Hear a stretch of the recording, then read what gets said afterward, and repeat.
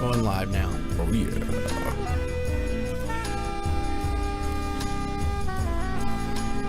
All right, so we're live right now in a little bit of a pre-show. We've got a few minutes before the official start of episode 49 of the Zitidic Newscast. We are your hosts, myself, Dave, and Xavier Diamond. And we're just gonna hang out for a minute before we start the intro, let people trickle in, let them know that we are live. I'm gonna actually go over and share this with a couple Telegram groups, let them know that we're ready to go.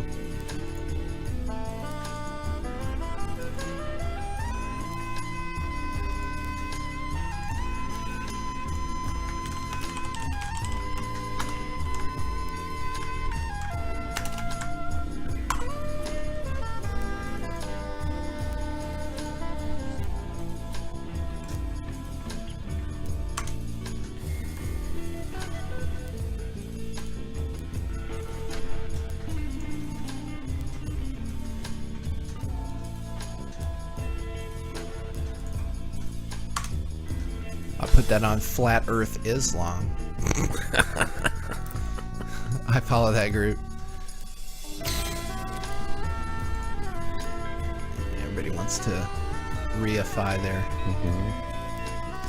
belief systems with new revelations, right? Right. It's sort of yeah. I think that the whole sort of faith-based cosmological approach to the issue is very tertiary, and it's actually not the central aegis of the issue at all.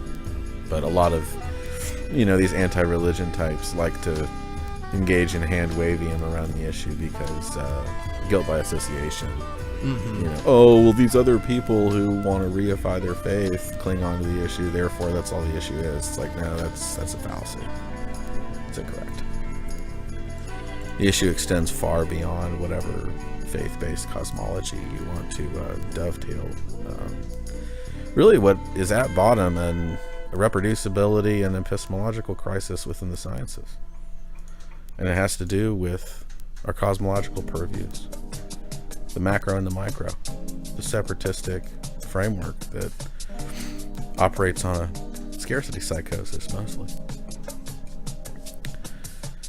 And as we've established in previous episodes, really the entire egregore behind astrofarcicalism, as I like to call it, is an enlarged atomistic theoretical superimposition onto observable phenomena that actually isn't forensically, empirically verifiable. It's sort of a just so ad hoc power of suggestion groupthink that's been really forced down people's throats.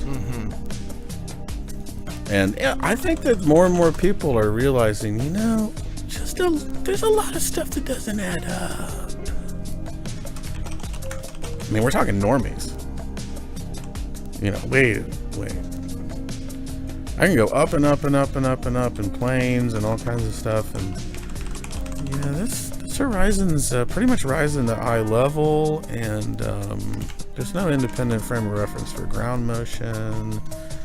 Certainly there's no observable curvaceousness commensurate with a 26,000 mile circumference.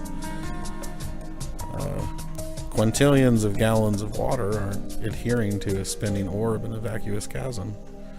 People are awakening to this. And it's not a definitive proclamation as to what is. It's just a epistemological realization of what isn't.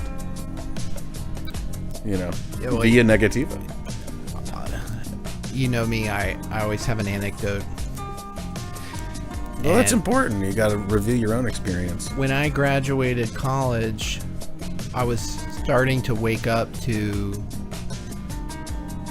a lot of things. One of them was the moon landing hoax, which I became convicted was not what they told us. And I remember it was like one of the later days still on campus after like post-graduation, and my mom was visiting and so on and so forth, and we were hanging out like we would have done in college, but my mom is there, right? And this subject came up because it was coming up like in our normal conversations, and she was aghast at the idea that we were lied to about the moon landing, and just she wouldn't even have it. She wouldn't have the conversation.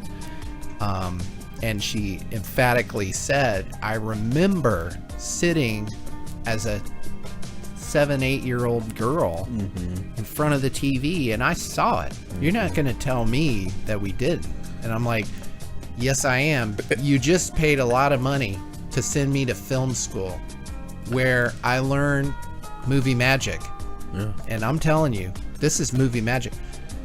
Fast forward to today, and just very recently, I almost unprovoked, my mother has 180'd from that point of view. Wow. And it's like, I want to believe that we landed. That's the case. And she repeated what she said 15 years ago. Yeah. That I remember sitting in front of that TV, and I'm like, but Mama, you know, they can fake a lot. Yeah. And now it's more fluid with her. She's more open to that, and I think that is symptomatic of the degree to which other lies have become self-evidently lies in the last period of time since then. Right. So, not a lot of safe territory when it comes to this paradigm. You can't just cling on to one belief perseverance yarn that you prefer ought to be true, when there's actually really not a whole lot of evidence to justify that it is. Right. Well, with that, we are actually at our official start time, so perhaps I shall jump over to our introduction and get this show on the road. What do you say? Absolutely. Let's roll. Fade this down. That's Macro Blank, suggested by Xavier Diamant. Probably hear some more of that. This vibes this evening. So let's get started.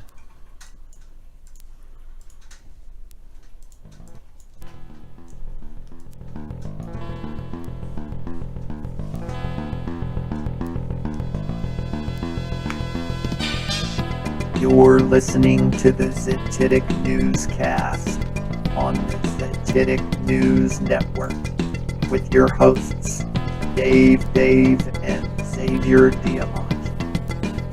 Proceed by inquiry.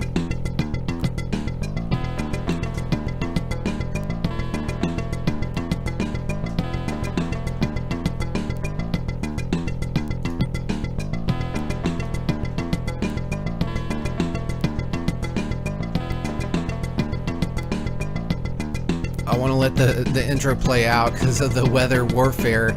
Yep. Jump cuts you see there. It'll be Geostorm. It'll be relevant to our today's conversation. All right, welcome to episode 49 of the Zititic Newscast. We are your hosts, myself, Dave, and Xavier Diamant. And we had a little bit of a pre-show chat. We wanted to start a little bit earlier, but unfortunately I realized that my call-in number had expired and a couple other things we had to set up, so we didn't get started as early as we wanted, but we're on time for the official. Just to remind people, this is a call-in show and the number has changed if you've called in before, so please look on screen to the video component. We have it scrolling. The number's 202-800-1829. It's toll free.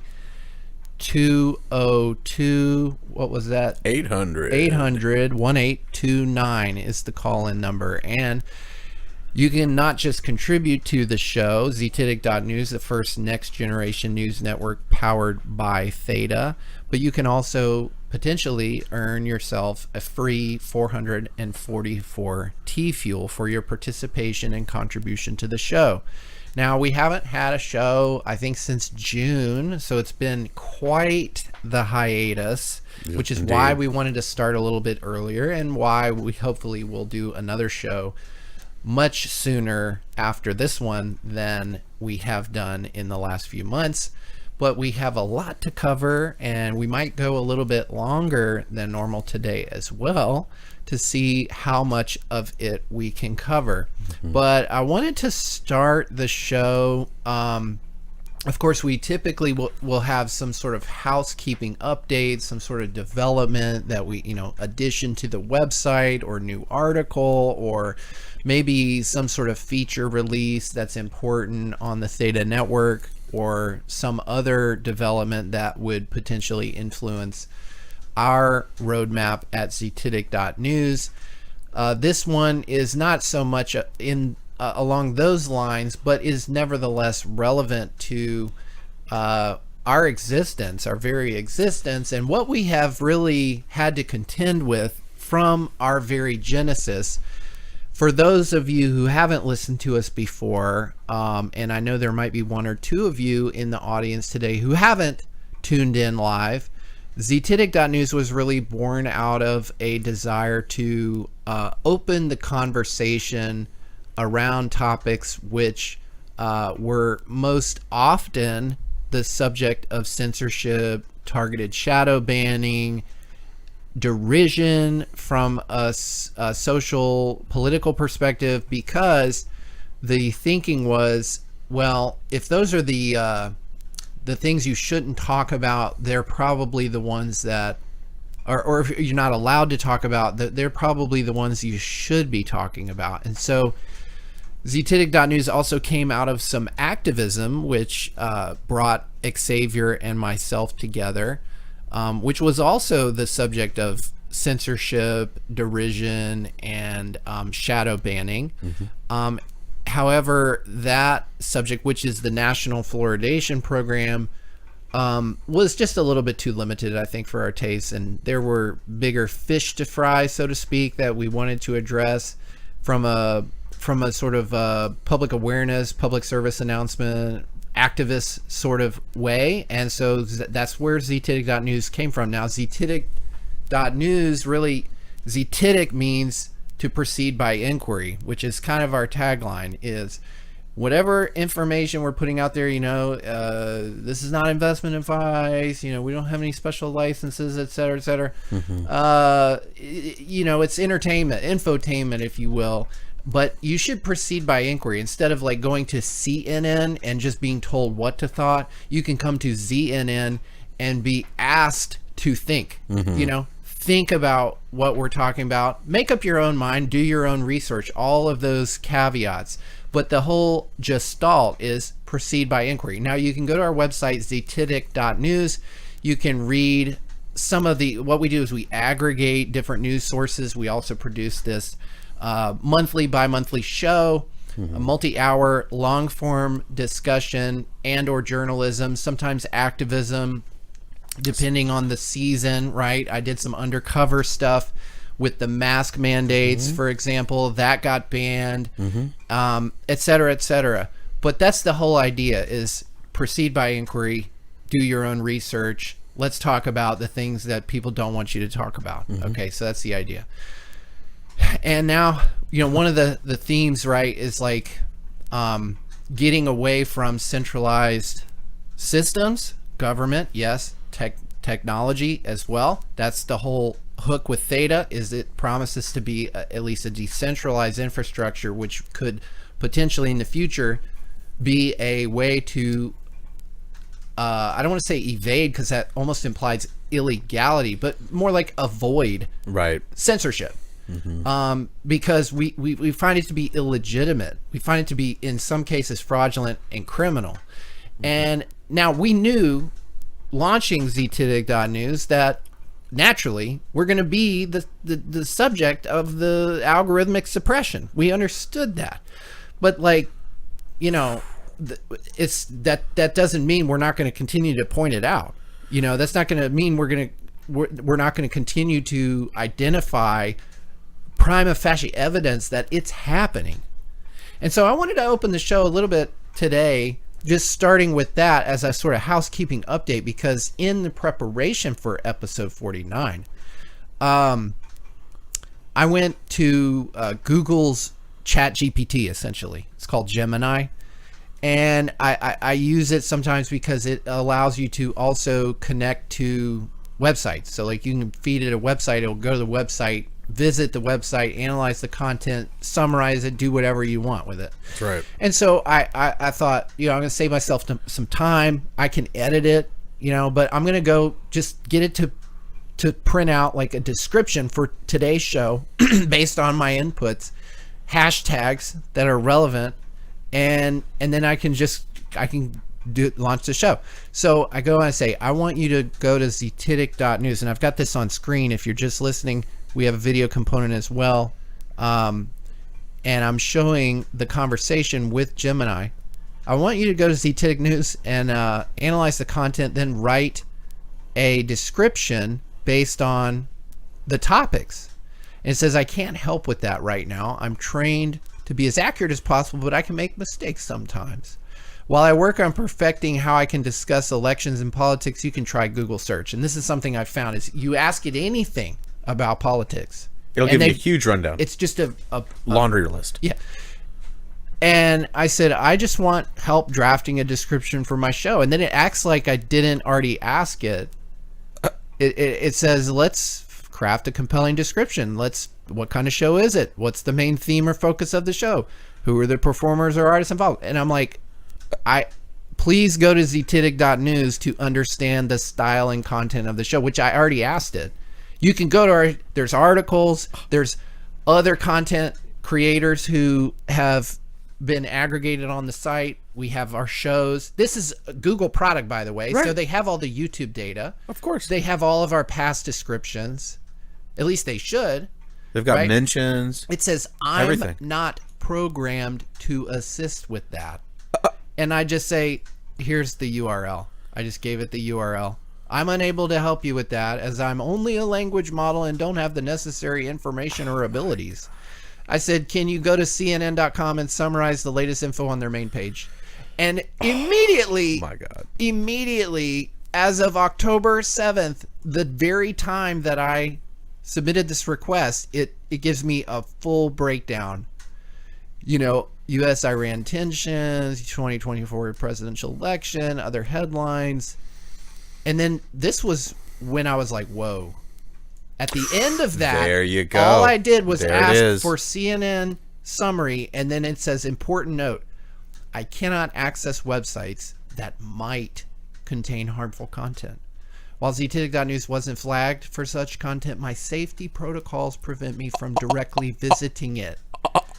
And I'm like, whoa, can you tell me more about the safety protocols that prevent you from visiting ztitic.news? If it hasn't been flagged, which is what it says it wasn't flagged. If it hasn't been flagged, what safety protocols prevent you? And it says, you're absolutely right. My previous response wasn't entirely accurate. I apologize for the confusion. It says, my access to website is restricted to prevent exposure to content that could be biased, misleading, or contain malware. Ztitic means, this was really curious. Weird. It says Ztitic means inquiring or investigative. And then it says isn't currently flagged for harmful content. Well, why are you mentioning it then? Because I asked about safety protocols.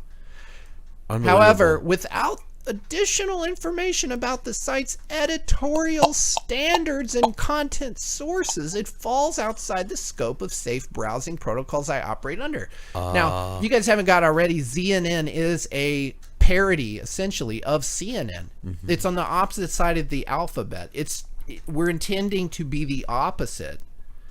We're not declaring reality to our audience. But it's like, we're inviting what the editorial discussion. Standards do they fall under? Because they're as guilty of providing biased.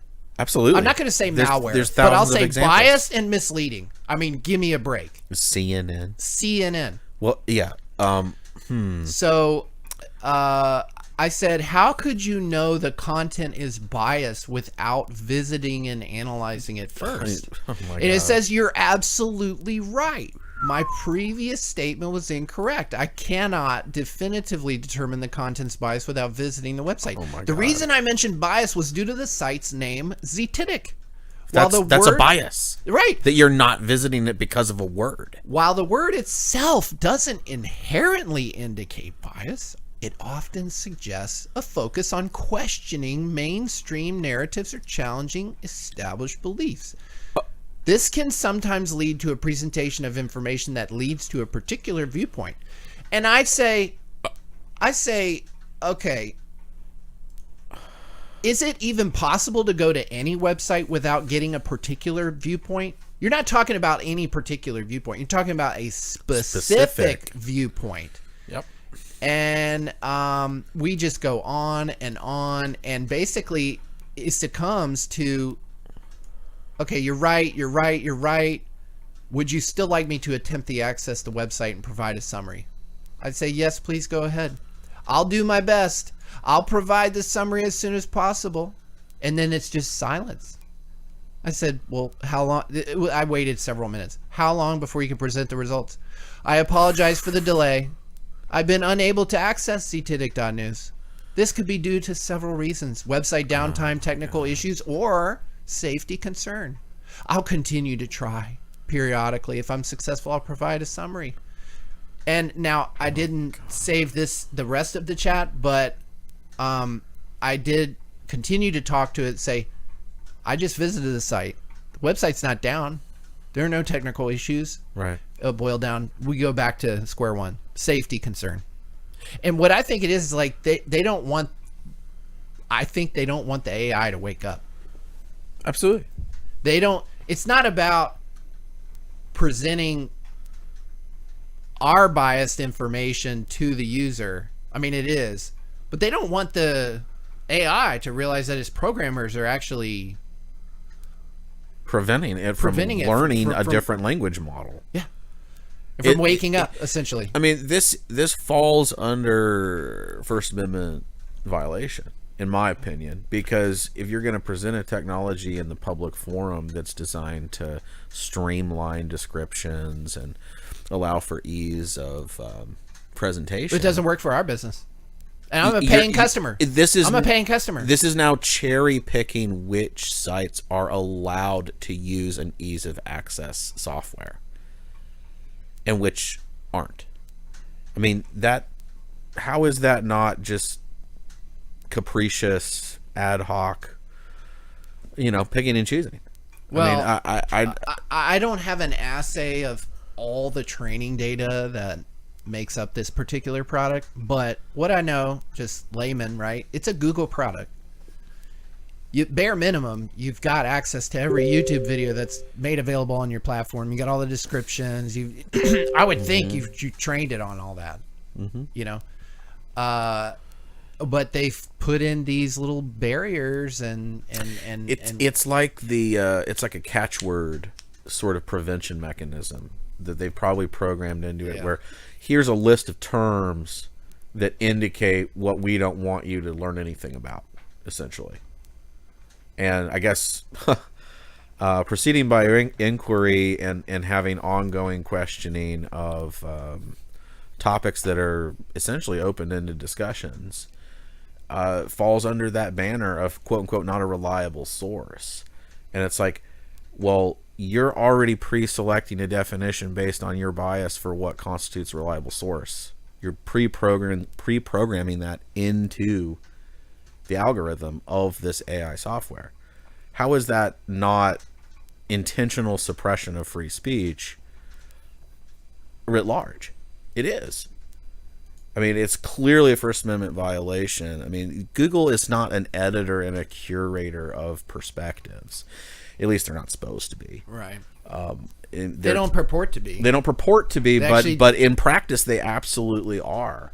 They're engaging in calculated, targeted suppression of specific words, which is no different than, cutting people's tongues out.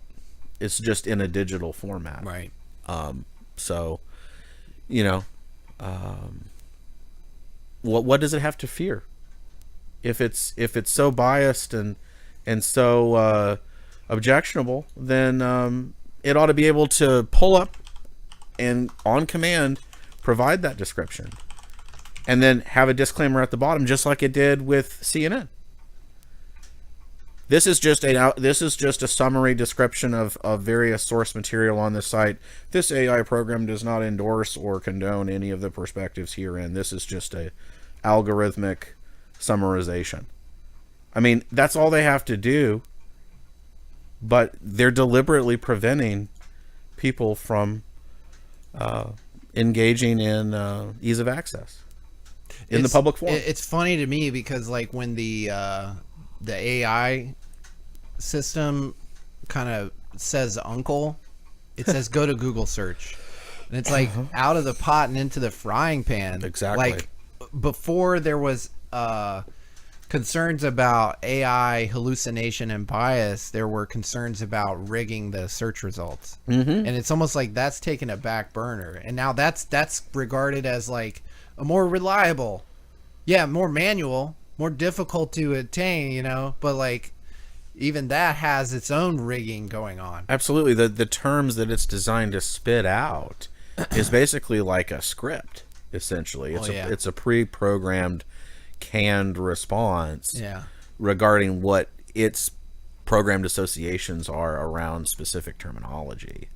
That's what a large language learning model basically is based on. I mean, so the programmers can go in there and tweak which language it's allowed to model and which words or language it's not.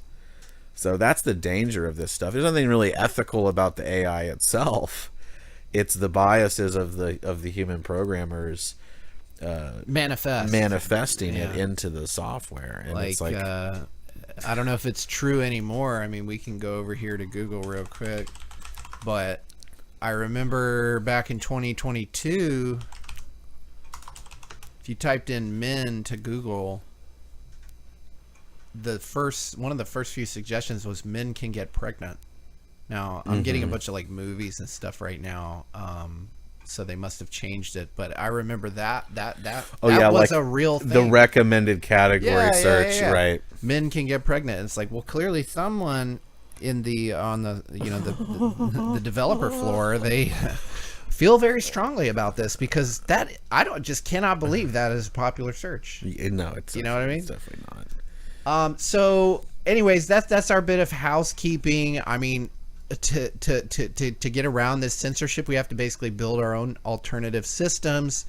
You know, we're not there yet, but if you believe in that, at least that gestalt, you know, support ztitic.news, like the video on YouTube as much as you might have to hold your nose, share it with your friends while you still can on YouTube, but most of all, visit our website, ztitic.news, and engage with us.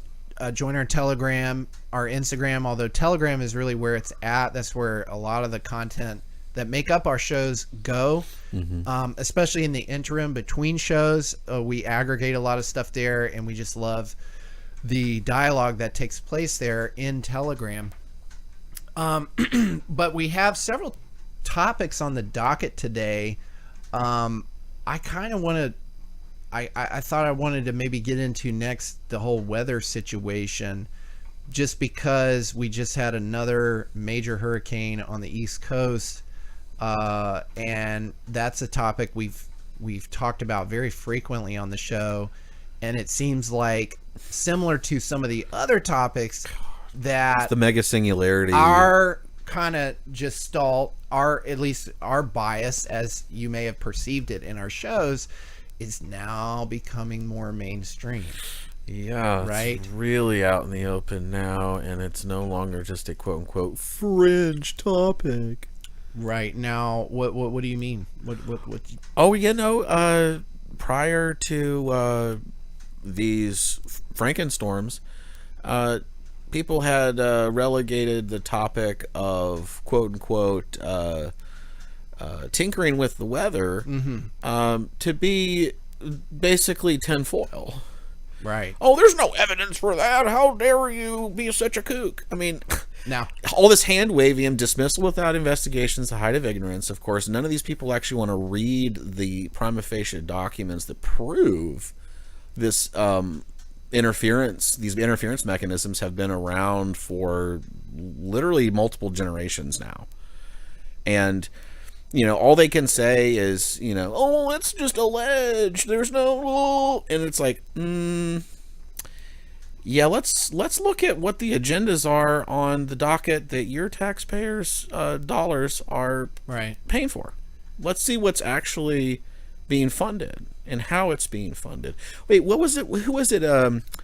Brennan, the former CIA director that came out, was it 2015, 2016, and just openly stated, yeah, this is a really good preventative method, this stratospheric aerosol injections. It's going to be really good for preventing excessive heat in certain areas and blah, blah, blah. It only costs, a few dozen billion here, a few dozen billion there. Oh, it's a nice intervention for climate change. Right. There's an open admission, and then there's all this the clip of Michio Kaku, which we've played before, him bragging about trillion watt lasers working in the laboratory, quote unquote. What's the laboratory? Oh yeah, it's the realm in which we live. That's their laboratory. And cloud seeding is one thing, but using incredibly powerful lasers can actually generate precipitation. And it's been how many hundreds of billions of dollars now have gone into some form of tinkering that is justified through A, B, C, D, E, F, G reason. Whether it be climate change or preventing the greenhouse effect, or you can literally go down the list of broadcasts and interviews and white papers that openly talk about this, and it's openly admitted, it's out in the public. But because of this whole H.G. Wells kind of open conspiracy programming amongst the population, there's too much cognitive dissonance and hypnotic relay that people are just regurgitating this idea that, oh, it's beyond the pale, it's tinfoil, it's an MK Ultra-esque kind of trigger response. It's a belief perseverance yarn. People want to think that things are just chaotic. No one's really in control. Everything's random. It's all coincidence. That's actually more of a psychological crutch than the way they want to turn the tables and say, oh, you just want to think you have special knowledge and that everything is under control. It's like, well, which is actually more convenient for ordinary consciousness? It's not easy to come to that conclusion. It's not easy to come to that conclusion. And in fact, it's the very frightening. Wiser you get to this, the more privy you get to it, the more pain and suffering you essentially experience. Right. And I think that's their own protection mechanism. It is. Right? They know that the truth hurts. Yeah, exactly. Because even giving that inch, conceding the inch, that, okay, see, the first inch is, can they or not? Right.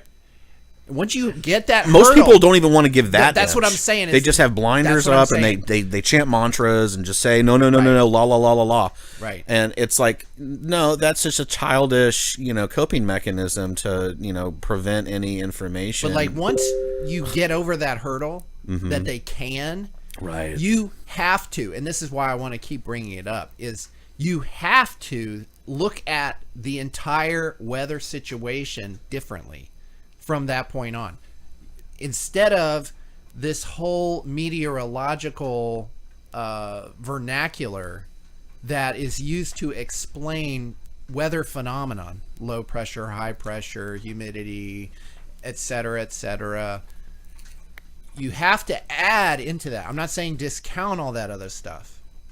It's not that stuff isn't valid. It's that you also have to, if we're going to at least, and most of the weather stations do, promote man-made climate change propaganda, if we're going to accept that the SUVs and the coal-fire plants that we use to power our homes and all that, refrigeration, and the cow farts, if AC. we're going to accept that, we also have to include in the whole calculus the rest of man-made climate change, which is these secretive, some cases clandestine or special access black project weather modification, mass manipulation technologies, which do exist. So okay, we'll show you in a second. They can. They do. They've openly Okay. admitted it for decades. So then the question is, when do they, and for what purpose? And people, if that's a bridge too far, people can admit, oh yeah, there's such thing as cloud seeding, and then maybe there are lasers out there, but that's just crazy to think that people are evil like that and would use it for an agenda, an advantage. That's just beyond the pale. I refuse to believe people are evil. I mean, that's the next level of cognitive dissonance. Right. Is you might be able to finally come to the grips that, oh gosh, these weapons really are real. That's frightening, but I still have belief in my fellow man, and these authorities know the danger, and they have every best intention in their heart, and I'm just gonna persist in a naive realist trance about the intentions behind such technology, and that's the next level. And then once you realize, oh well. Actually, tax-paying dollars are going towards an Air Force agenda that is explicitly trying to own the weather. It's in their document. They want to own it. So what can people do with their property when they own something? Well, anything they want. Right. And then it's like, well, the weather can't be owned. It's not that easy. All of these plausible deniability yarns and all the hypnotic relay programming that's gone into. But like, if you found some sort of bazooka in a cave that you could shoot up in the air and you found it would like make rain, you could own the weather around your area. Yeah, you know what I mean? Like, and that's what these psychopaths have done, is they've discovered technologies that for a variety of explainable reasons can influence, exacerbate, or even create and steer, right? So I'm going to play a short clip. I don't think we've ever played this clip before, but we played others like Michio Kaku talking about the trillion-watt lasers. Former defense secretary talk about killer satellites from Russia. Old footage from World War II where they were dropping aerosols to basically mask ships for warfare purposes. The UN Environmental Warfare Convention, I forget the exact name of the document, but it was basically a 1974 rule set, because they became aware, there's weather modification technology, we need to have some like rules around the use of it in warfare. There's treaties from the early 50s about it. Right. So here's a clip. This is from a documentary called Angels Don't Play This Harp. This guy, I think he's talking about how the oil industry discovered that you could use certain frequencies to vibrate different strata of the Earth's crust, and thereby create the slippage between, I guess, tectonic plates or different sediments. But here's the clip. Layers of the Earth, each one has its own frequency. What we used to do is beam radio waves into the ground, and it would vibrate any strings that were present in the ground. We might get a sound back like, and we'd say, that's natural gas. We might get a sound back like, and we say that's crude oil. We were able to identify each frequency. We accomplished this with just 30 watts of radio power. If you do this with 2 billion watts, the vibrations are so violent that the entire piano would shake. In fact, the whole house would shake. In fact, the vibrations could be so severe underground that could even cause an earthquake. And this is corroborated by actually Mythbusters. They did an episode on Tesla's earthquake machine, which was a very simple motorized piston that would move at the resonant frequency of a certain material, and if you were able to match it, similar to how when you are in a bathtub full of water and you would start to create a wave and then you would move with the wave, you wouldn't have to put any additional energy in, except for like just keep the energy going, and it would get bigger and bigger and bigger until the water was like flying out of the bathtub. And they had to stop their experiment because they put this tiny little thing on a bridge, and we're starting to have the bridge sway back and forth from it vibrating at the resonant frequency. So this guy's talking about earthquake technologies where they are resonating with different strata, like I mentioned, and potentially, he's talking about 30-watt radio waves. Everybody remembers that scene from Jurassic Park where they shoot that bullet down into the ground, and then they bounce like a LiDAR, radar, or something, sonar frequency off of it to kind of see what was under there. And I guess similar to this, like if they got a certain frequency, they had a visualizer that would say, oh, there's bones here. We're going to go dig in the, in the dirt and get these bones. So this shit is for real.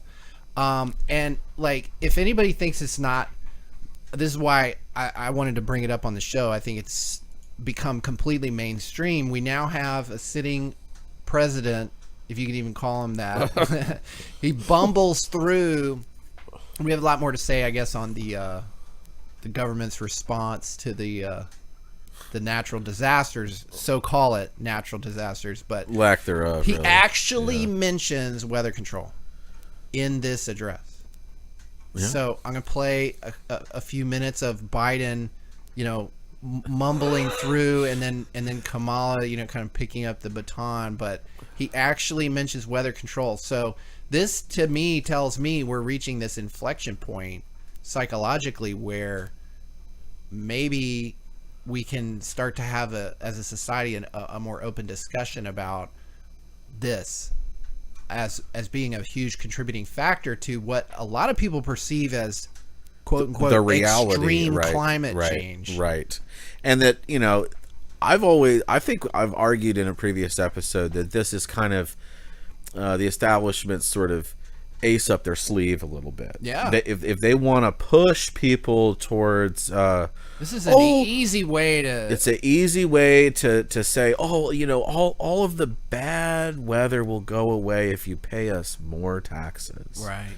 And then what better way to promulgate this desperation for no more bad weather than to cause it themselves? You talk about the hypnotic trance a lot of suggestible, like just repeat lie creates this egregore. Yep. I think weather, absolutely, man, that is going to be a really hard one to crack. Yeah, which is why we focus on it. It is. I mean, it's part of the sci-li paradigm, the pseudoscientific charlatanry matrix. All of the framing around the cause and wherewithal behind what we call the weather, and that it's supposedly, you see in these insurance documents, right? Oh, acts of God, right? Right. Acts of God. Oh, we don't have any liability for the coverage over acts of God. Who owns the insurance companies? The banks. Who owns the banks? The massive multi-trillion dollar managing firms. They've got shares all over the place. And then we've never audited. It's a consortium of basically megalith money laundering operations and huge troughs that have no accountability, operate in a culture of impunity, and all of the insiders operate on basically kind of a gift economy. They don't. You see BlackRock paying their quote unquote fair share of taxes. I don't hear Miss Harris talking about their fair share of what that would look like. Oh no, it's McDonald's and all these kind of low hanging fruit sort of poisoning operations basically amongst the crony capital controlled markets. Whatever their actuaries say is the trendiest type of industry to criticize. Exactly. And if that's all low hanging fruit, they're never going to go after the big kingpins and ask them to pay their fair share. Right. because those kingpins own who the actually script writers behind who the actually candidates. formulate policy that results Yep. in Yep. a poisoning industry, for example, making an economic choice to just buy high fructose corn syrup because it's the cheapest form of sugar that you can get in this regulated market. You Right, know, right. like you can almost forgive those low hanging industries for trying. They're just trying. Industries try to make profit, right? Right. But like then they conform themselves based on the regulatory environment because they got to do everything above board, right? They have to also, the shareholders have to be pleased, right? And so the shareholders often are part of the consortium itself, and so they dictate to a lot of extent the behavior of their supply chains and their operations. Right. And there's no auditing of the positions or the shares that are held by many people on these regulatory boards either. So there's almost always a revolving door, conflict of interest. The interlocking board, Yeah. the corporate board of governance, I mean, in some cases, in a lot of cases, at the tippy top, they don't even think about money. Right. Because It's all guaranteed they're for them. thinking it's Yeah. all guaranteed, but it's also about control. It's about control of populations, of industries, of countries, of land and space, and that can be a lost leader. They don't care if they lose money destroying the trust in the people's trust in the various corporations in which they use to consume, as long as it serves their purpose of what you name it, like poisoning, controlling, keeping a compliant mass that's basically an accounting item. It's just digits on a spreadsheet. They've had this kind of culture of impunity for so long that what incentive do they have to consider the people as anything more than just a line item, as anything more than just a liability, as anything more than just digits on a screen, collateral that can be expended with if need be. And you see this whole thing with the automation that's been happening for decades. There's no consideration or regard for technological displacement. They're just, let's go full bore, violate, all the Heideggerian precautionary principles around technology, present it to the masses as trendy and sexy, and just get behind it no matter what.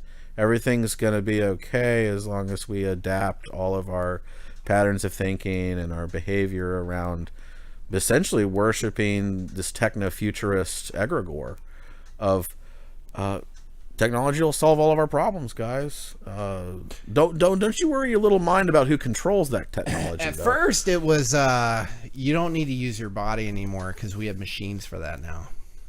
The Industrial Revolution. Now, you don't have to use your brain anymore. Exactly. Because we have AI. Exactly. So that's the next industrial revolution. And if you listen to guys like Kurzweil. Yeah, Kurzweil, but even commodity dealers like God, what's his name? Jensen Huang of NVIDIA. Yeah. The NVIDIA CEO. He talks about AI factories and how everything will be done with AI. Like, we're using AI to develop our chips. Great. To process better AI. Great. And just a never-ending fractal of digitization of consciousness. And or outsourcing. Yeah. You've used that term, outsourcing of consciousness and of sentience. Yeah. And we're in the pre-sale phase right now, where they're trying to get people to adopt it.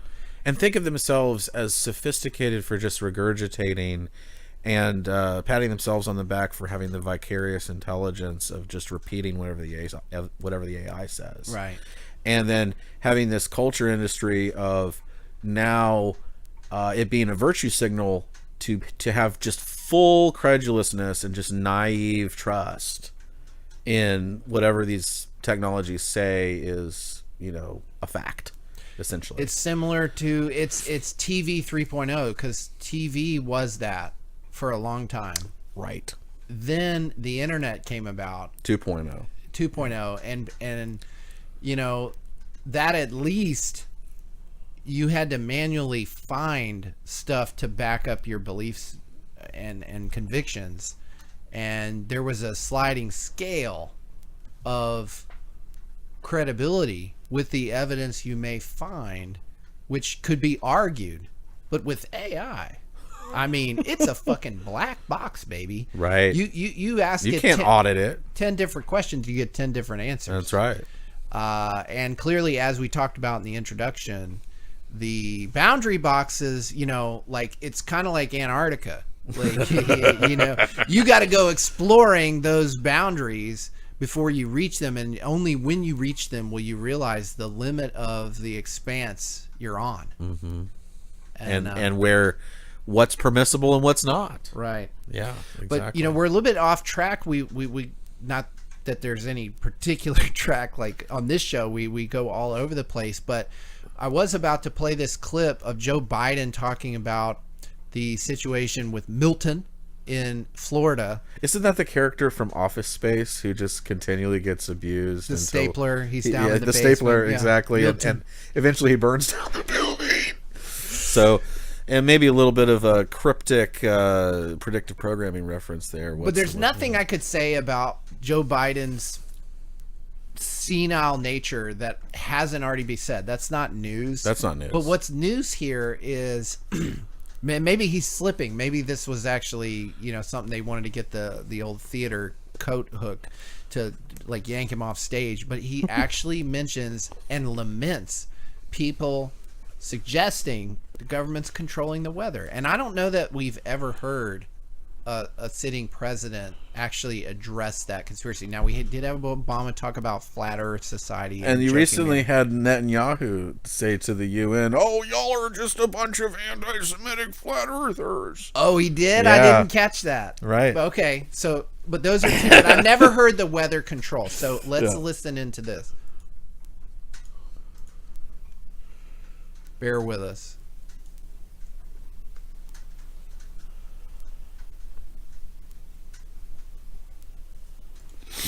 In less than 14 hours, Hurricane Milton will make landfall on the western coast of Florida. Winds will be fierce at well over 100 miles per hour, with storm surges reaching up to 15 feet, up to 18 inches of rain. It's looking like the storm of the century. I'm here with leaders of my administration who are in the front lines preparing for this storm and will brief me in our latest efforts. To save lives and livelihoods, I want to emphasize a few things. First, many communities in Hurricane Milton's path do not have a moment to catch their breath between Helene and Milton. Two historic storms in 2 weeks. I want to thank everyone who has followed local guidance to evacuate ahead of landfall. I know it's really tough leaving behind your home, your belongings, everything you own. But I urge everyone in Hurricane Milton's path to follow all safety instructions as we head to the next 24 hours. It's literally a matter of life and death. Second, for the last week, my team has done everything possible to prepare for this storm. I immediately approved emergency declarations in Florida and the Seminole Tribe in Florida. I also surged search and rescue teams, water, food, power generators, ambulances to the region. In my direction, Administrator Tfuel will be in the State Emergency Operations Center in Florida tonight. And Kamala and I are going to keep pressure on the companies so prices stay stable on gasoline, flights, and goods people need. Finally, we're teaming up with state and local officials to support impacted communities. I spoke with the Florida Governor DeSantis, with Mayor the Tampa Mayor, the Clearwater Mayor, Rector, and the Pinellas County Chairwoman Peters. I offer them everything we need, everything we have, everything they need. And I made it clear to them they should reach out if there's anything more they need. I gave them my personal phone number here at the White House to contact me directly if that's necessary. Let me close with this. I want to thank the governors of all the affected areas over the last couple weeks. Florida, North Carolina, South Carolina, Georgia, Tennessee, Virginia. You know, we've been in constant contact. And they've been very thankful and appreciative of the help the federal government is providing. And I'm appreciative of all they're doing as well. And I've told them to contact me with anything else they need. We have made available an unprecedented number of assets to deal with this crisis. We're going to continue to do so until the job is done. But now I want to be clear about something. For the last few weeks, there's been a reckless, irresponsible, and relentless promotion of disinformation and outright lies that are disturbing people. It's undermining confidence in the incredible rescue and recovery work that has already been taken and will continue to be taken. And it's harmful to those who need help the most. There is simply no place for this to happen. Former President Trump has led the onslaught of lies. Assertions have been made that property is being confiscated. That's simply not true. They're saying people impacted by these storms will receive $750 in cash and no more. That's simply not true. $750. They're saying the money is needed for this crisis is being diverted to migrants. What a ridiculous thing to say. It's not true. Really? Now the claims are getting even more bizarre. Congresswoman Marjorie Taylor Greene, a congresswoman of Georgia, is now saying the federal government is literally controlling the weather. We're controlling the weather. It's beyond ridiculous. It's got to stop. In moments like this, there are no red or blue states. So, I mean, he's right. In moments like this, there are no red and blue states, but That's like a Freudian slip a little bit. Isn't it? I think they need to yank him off the stage, and it's shortly after that Kamala comes on and talks. But, you know, let's talk a little bit about whether or not the federal government is controlling weather. Yeah, it's like, how do you find control and how do you define weather? So if we can establish that those definitions are, pretty self-evident, it's really not hard to demonstrate that it's a fact. we've covered before a website you can go to right now on your browser, weathermodification.com. It is an admitted fact that they can control the weather, and that they do control the weather. They're contracted companies who facilitate this, and they offer their services. If you go to weathermodification.com, you can see their list of clients. It includes the Department of Defense and the Air Force and a bunch of other entities who operate in the shadows, and they would have you believe it's, he said it himself, it's ridiculous, it's impossible. But this is a document that we haven't shown on the show before. I just saw it recently, and I don't even know that I've read it, although I've been deep in this subject for quite a while. It was published in December of 97, 96, somewhere around there. It's called Weather as a Force Multiplier: Owning the Weather in 2025, a research paper presented to the Air Force by colonels, lieutenant colonels, majors in the military. And this is hosted, by the way, look at the URL. You can't see it on screen, but it's here. It's .mil, approved for public release and distribution. And it goes on, just look at the contents. Why would we want to mess with the weather? What do we mean by weather modification? Concept of operations: precipitation, fogs, storms, exploitation of near space, quote unquote, for space control. Applying weather modification to military operations. Yeah. Artificial weather. Why is the ionosphere, it's all this stuff where they talk about military applications, manipulation of the ionosphere for surveillance. And if you go deep into the article, they even talk about, look, you can degrade enemy forces, Enhance friendly forces. flood lines of communications, deny operations, deny fresh water, induce drought, fog and cloud removal. We mentioned that earlier, where they were using basically sky-based smoke screens, fog generation, to hide entire aircraft carriers and stuff like that. And it goes on and on and on. This is a 53-page document, which was written again in 96, talking about 2025, owning it in 2025. I think they've probably progressed quite a bit since 1996.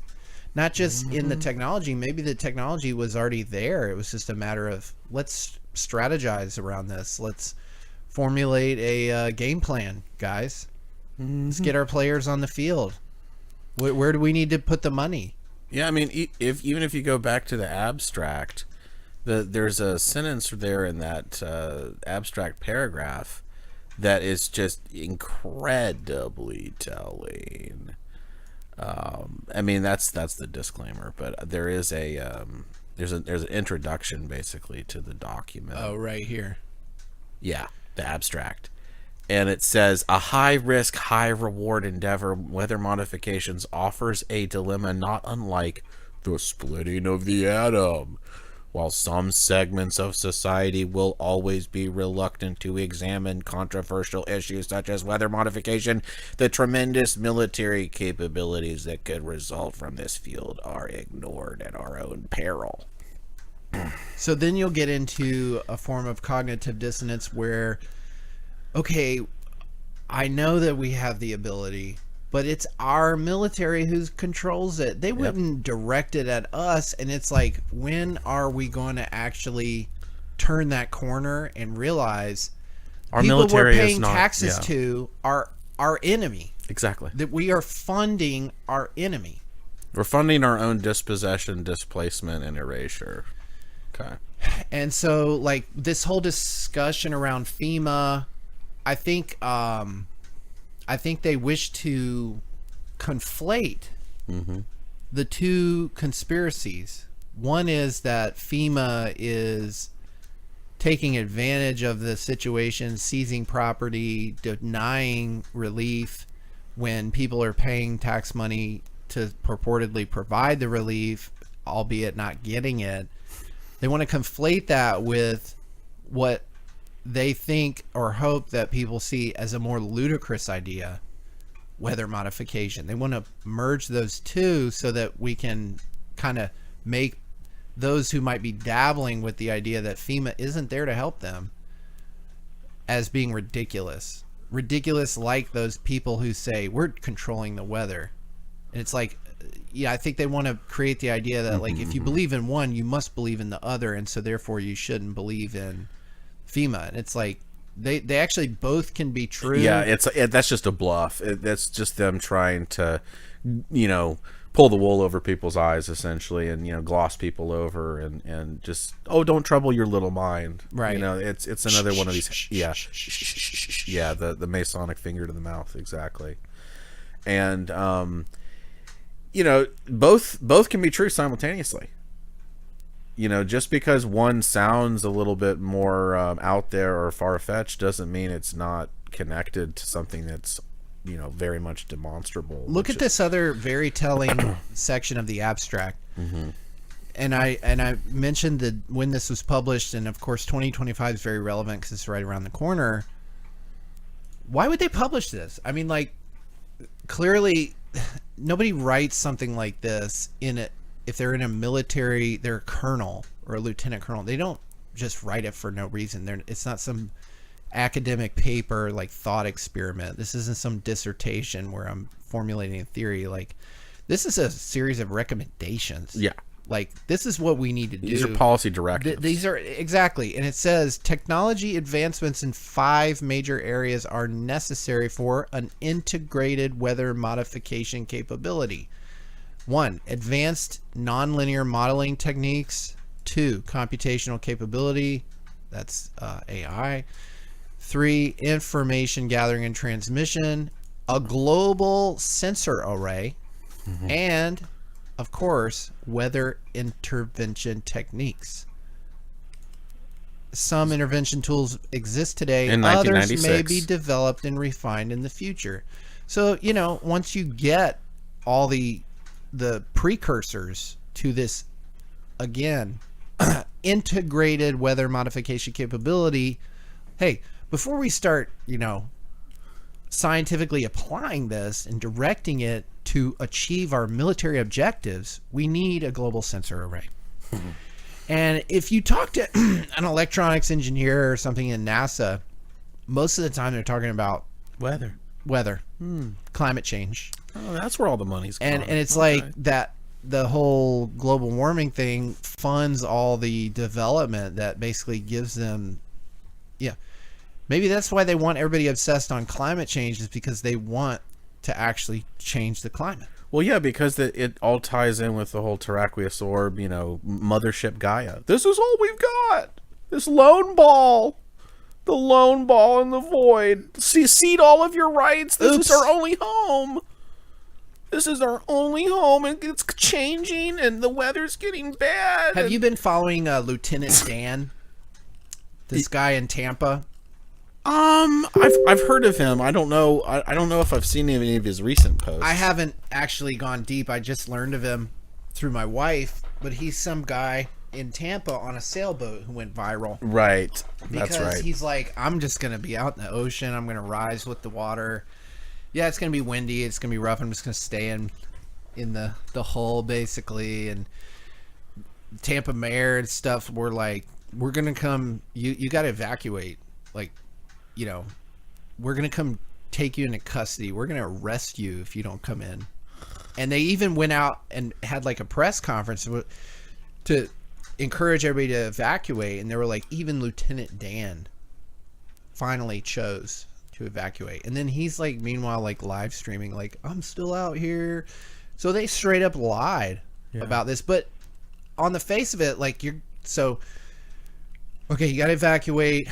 We're sending resources. We're mobilizing our troops and so on to like support you. But like, we're going to make a special trip out into the ocean, basically, where this guy's floating around, to arrest him for his own safety.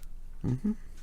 It's like totally bizarre and counterintuitive, and it's not adding up. And there's a lot that's not adding up beyond this whole weather modification thing. Biden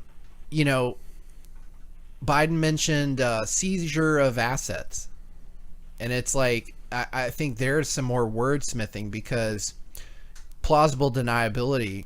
Well, you got flooded by a natural disaster, and you are destitute, and you can't pay your taxes on the property, so you sell, and that was consensual. You signed the paper, right?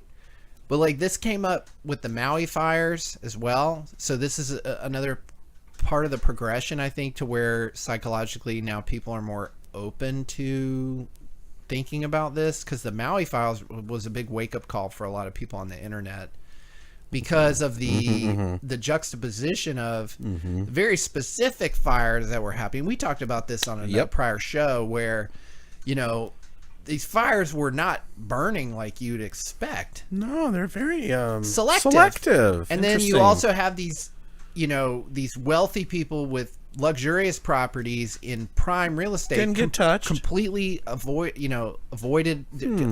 They were unscathed. And then you have various predatory asset management companies coming in and buying up the real estate through their subsidiaries and portfolio companies. How and whatnot. Convenient. And this is now, people are revisiting this idea because they're seeing it happening in Western North Carolina, South Carolina, Georgia, these affected areas. And here's a video, Daily Veracity with Vincent James. I'm not going to play it, but check him out. He goes over, BlackRock's, I guess, moves to buy flood-ravaged towns in North Carolina and Florida. And what a lot of people don't realize is the strategic nature of some of the properties that were recently destroyed and completely wrecked. And I just became aware of this. In Spruce Pine, North Carolina, there are 2 mines, and they are the sole supplier of quartz required to make crucibles needed to refine silicon wafers. So if you remember, tried to buy a new car in 2020 to 2023, there was a recurring news story about the chip shortage and how it, COVID, cerveza virus, supply chain disruption, basically people being told not to make stuff to keep them safe, resulted in, new cars not being shipped and not being able to fulfill the orders, among many other things, because they couldn't make enough of these computer chips which run everything. Well, I didn't know this, but spruce pine is like the preeminent, they have some sort of like very special source of quartz that is used in, interestingly, this crucible manufacturing, which could completely stop, because like they would have to find some alternative technology to refine these wafers in if the supply of quartz like dried up or was destroyed or contaminated in some way.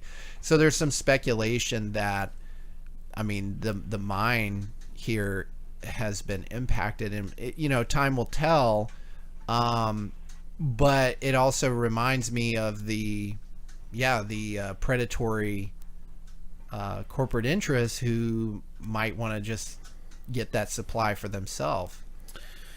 And the fact that it's even legal for these firms to aggregate this much leverage and power and influence over the financial system really kind of begs the question, who's involved at the top of government to begin with, and do they even have any of the people's interests at heart? I think that they see populations as basically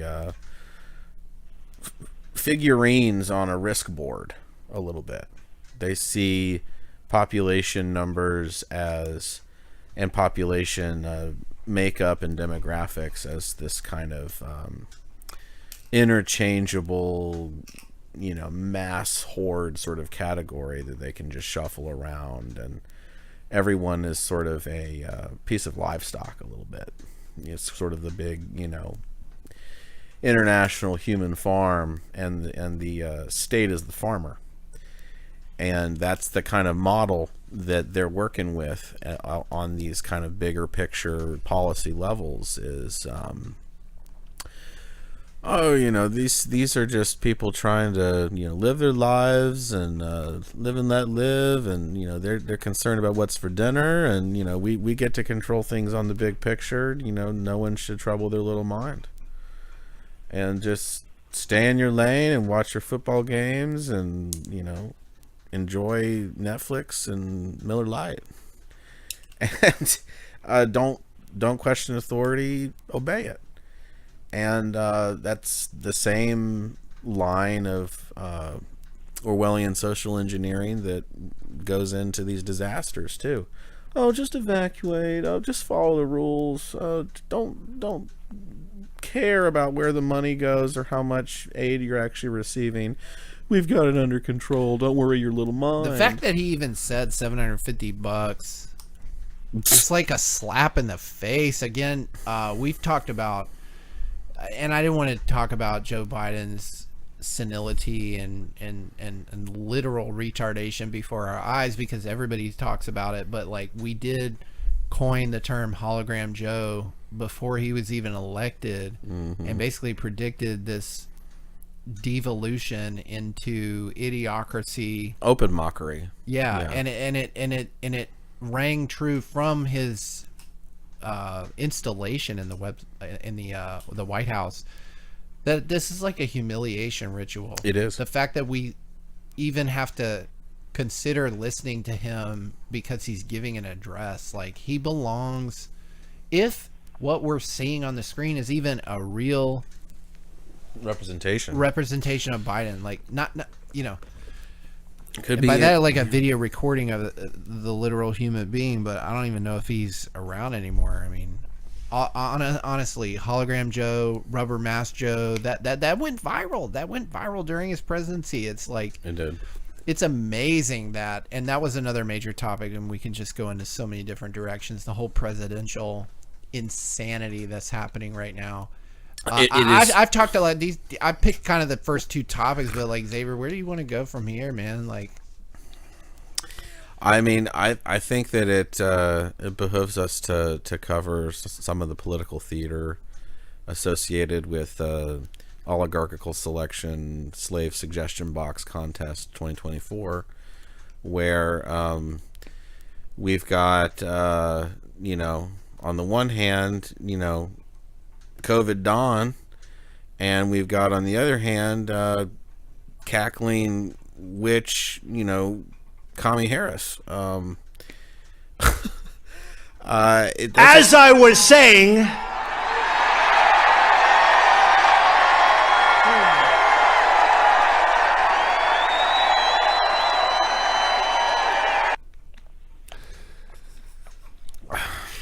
you get that, right?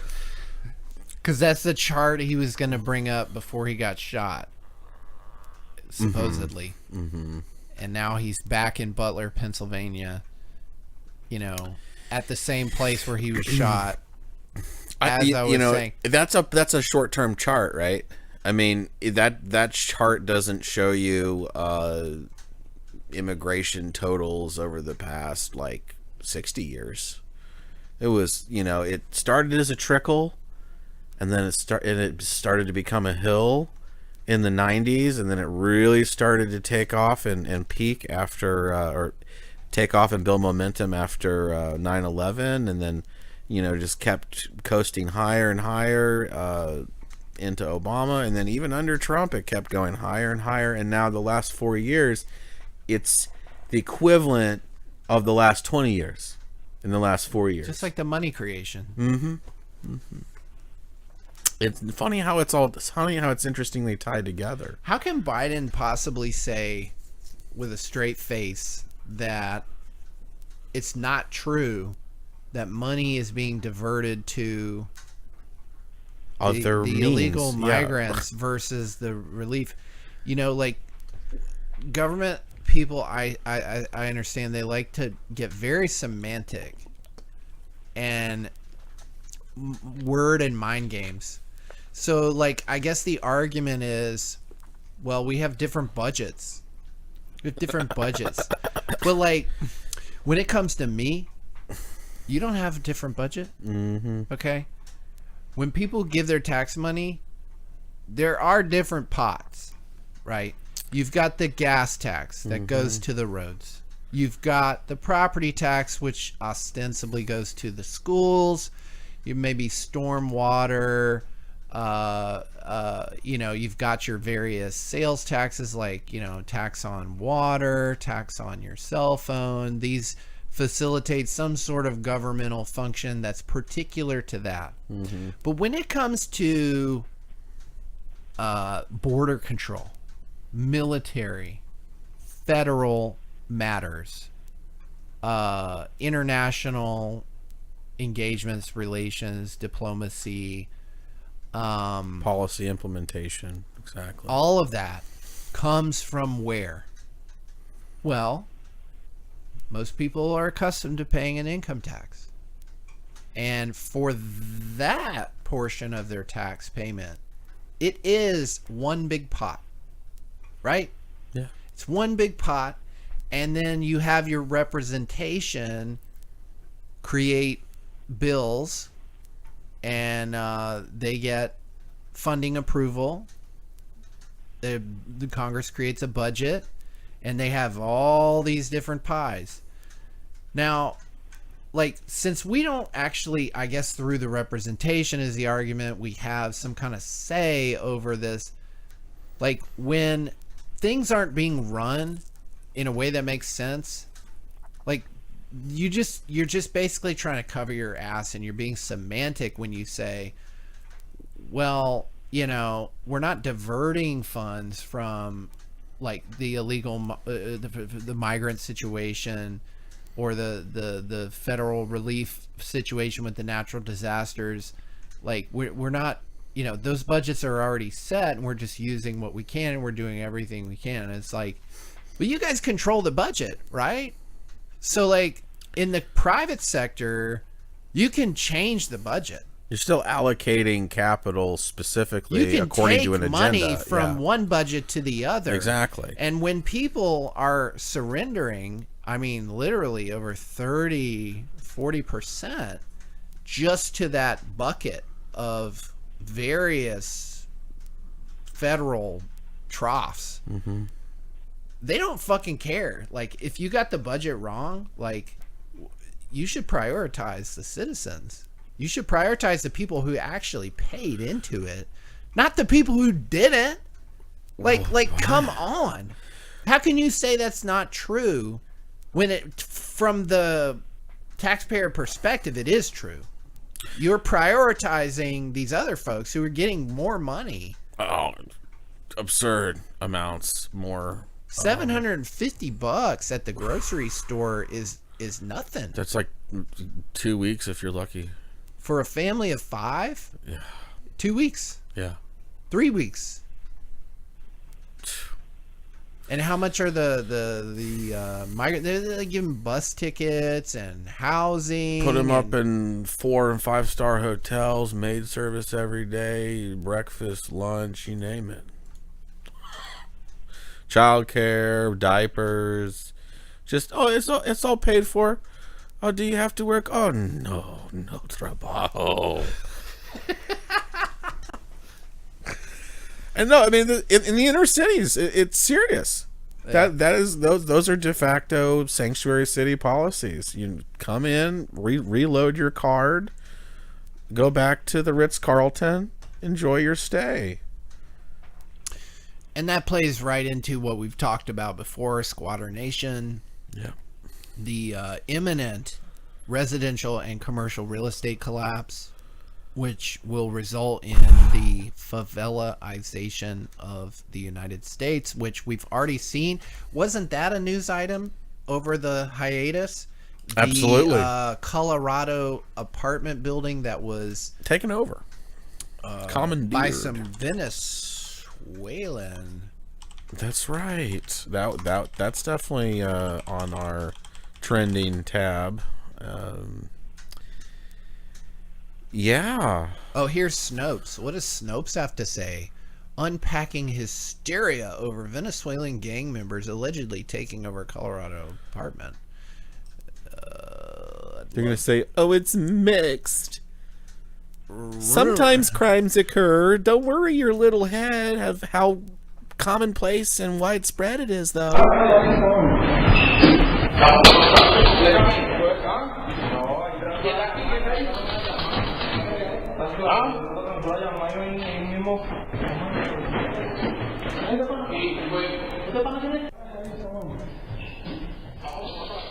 Video was taken by a security camera owned by one of the complex residents not long before a shootout broke out.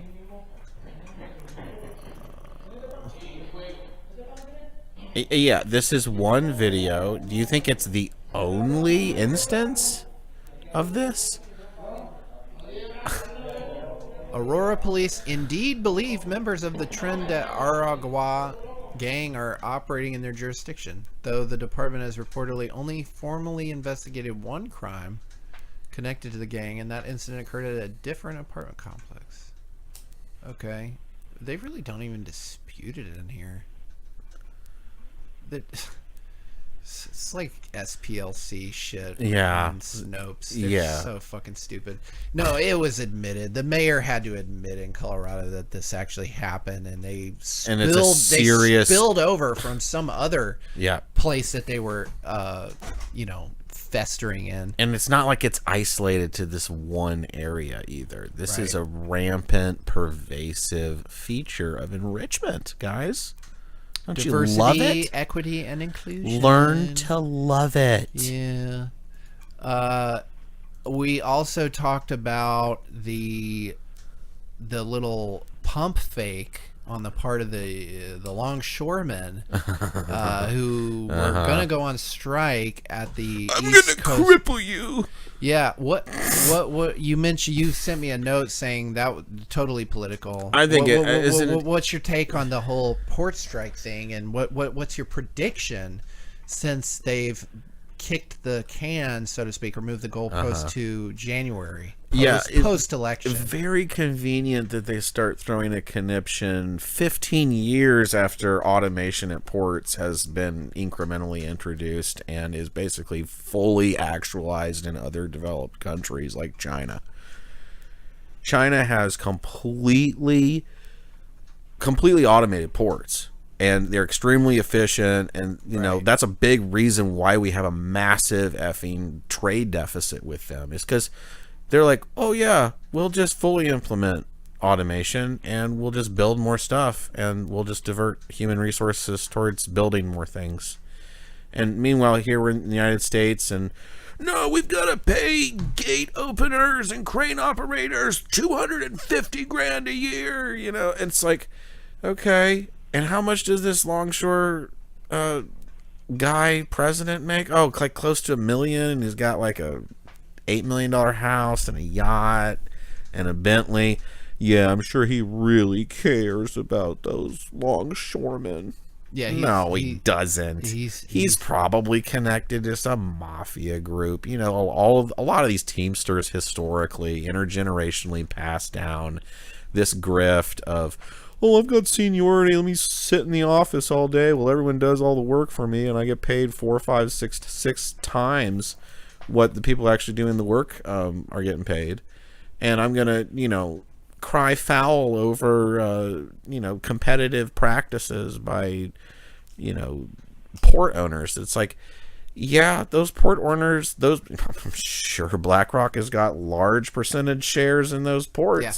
What do you think about the pump fake, though? I mean, they were going to strike, and it was like very untimely with the need to supply. You know, people were panicking about the storm and whatnot, and then they said, "Oh, actually, we'll go back to work." I think we're gonna work. So I heard two things. One was my initial thought was kind of like how they cut interest rates for the incumbent to, you know, give people that dopamine hit before the election and potentially get them to vote for whoever the in the candidate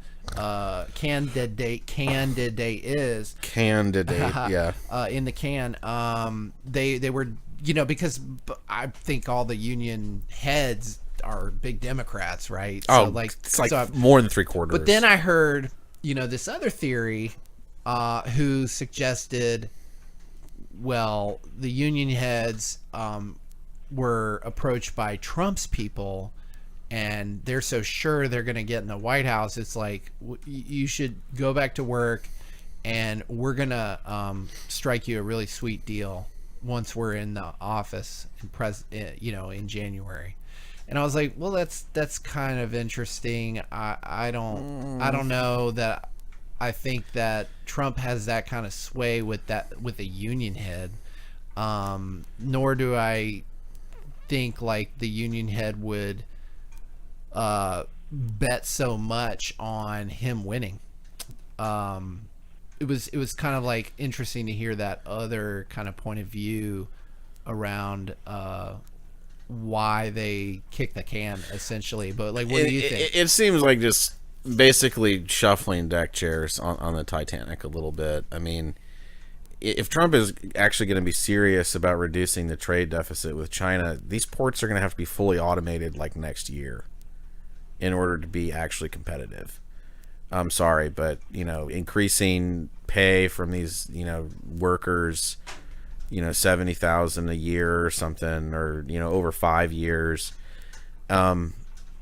it's just not, it's not in the money cards, unless, of course, you know, they decide to go for broke and just yenify the dollar and just do $100 trillion prints and just, you know, destroy the savings of the past 3 generations, essentially, which is not out of the realm of possibility. In fact, it could be around the corner here in the next couple years, in fact. I think they're going to be forced to. I mean, if you look at, I think Porter Stansberry, he recently did a kind of X thread talking about the benefit transfers and the deficit spending that's happening, and how that's the real inflationary force that's ongoing.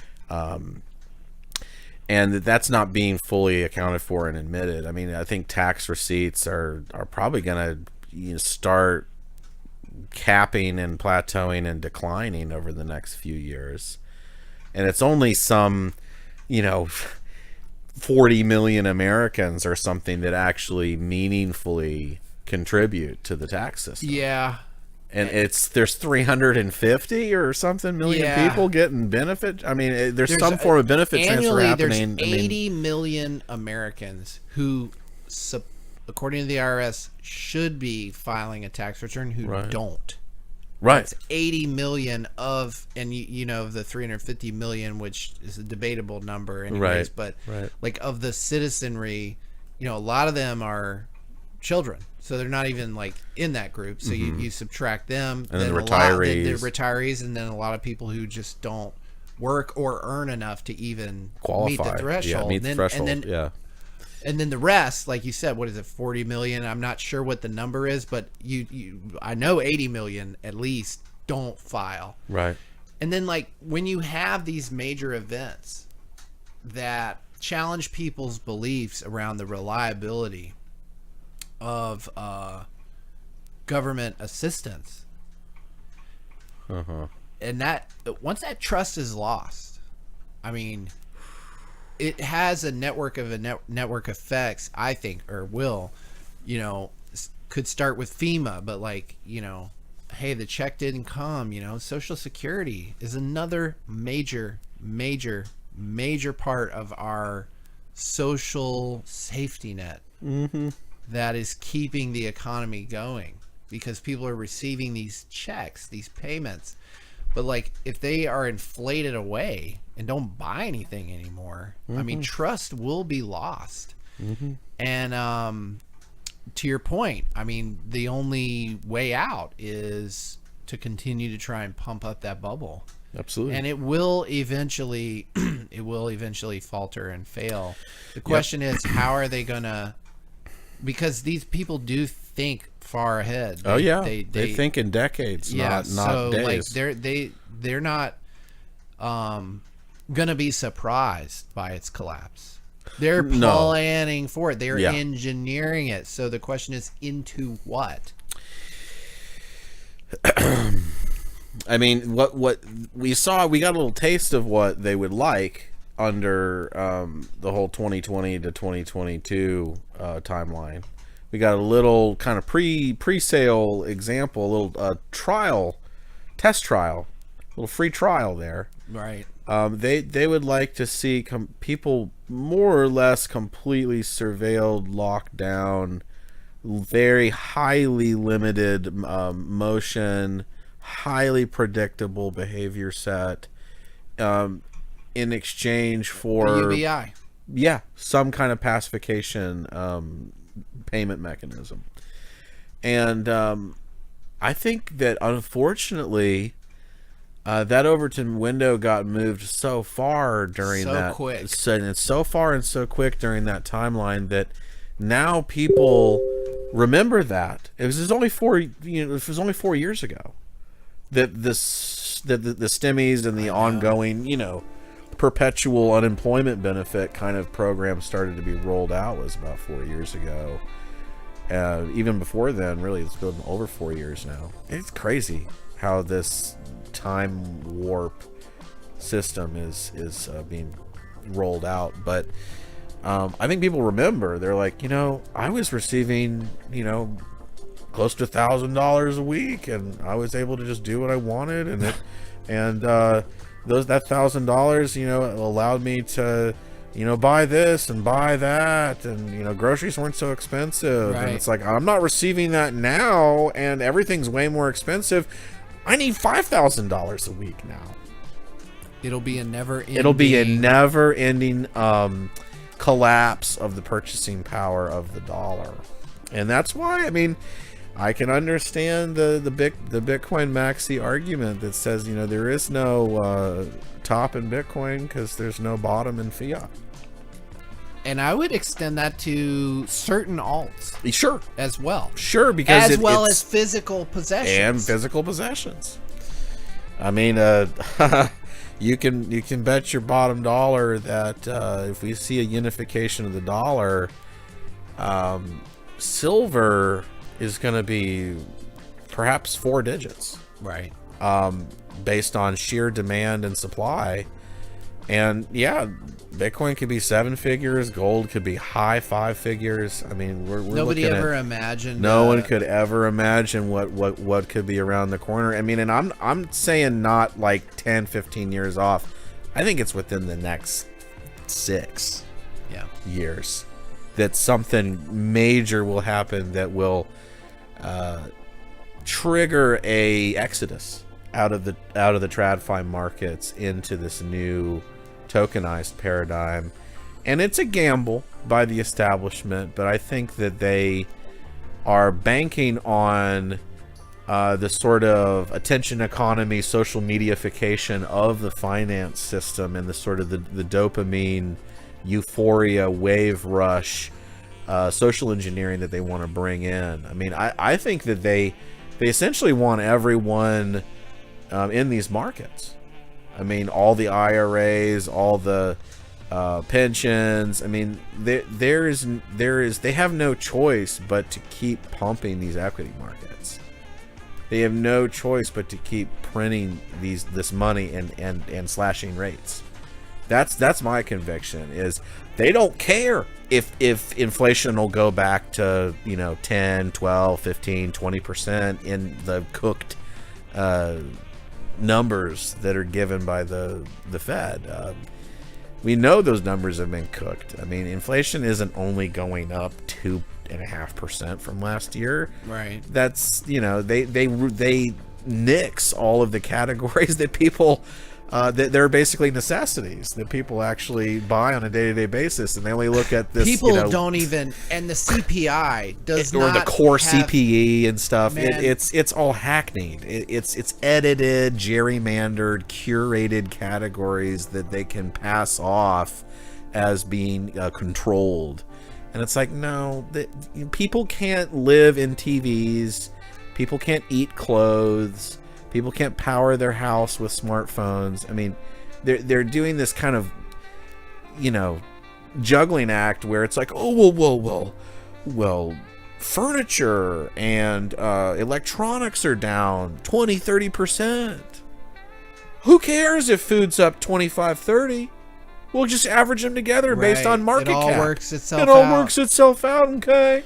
And it's like, they're going to be forced to let inflation run wild, and the Fed's not gonna be able to do anything about it. They could slash rates back to 0. This actually reminds and it wouldn't me, do anything. This reminds me of a discussion we've had during the hiatus that I didn't. I wish I had. I include some links, but they were difficult to find, and I didn't think of it, about the quality of manufacturing in the United States. But like, I have a personal anecdote, and I think I need to admit on air, even I like to think of myself as being aware of how our purchasing power is being destroyed. Maybe even I can't fully appreciate it, because the way it works itself out can be very elusive, right? And in the way that it at least between now and when we reach that state of pure scarcity where the shit isn't on the shelves, companies are trying to adapt the new norm of inflated prices.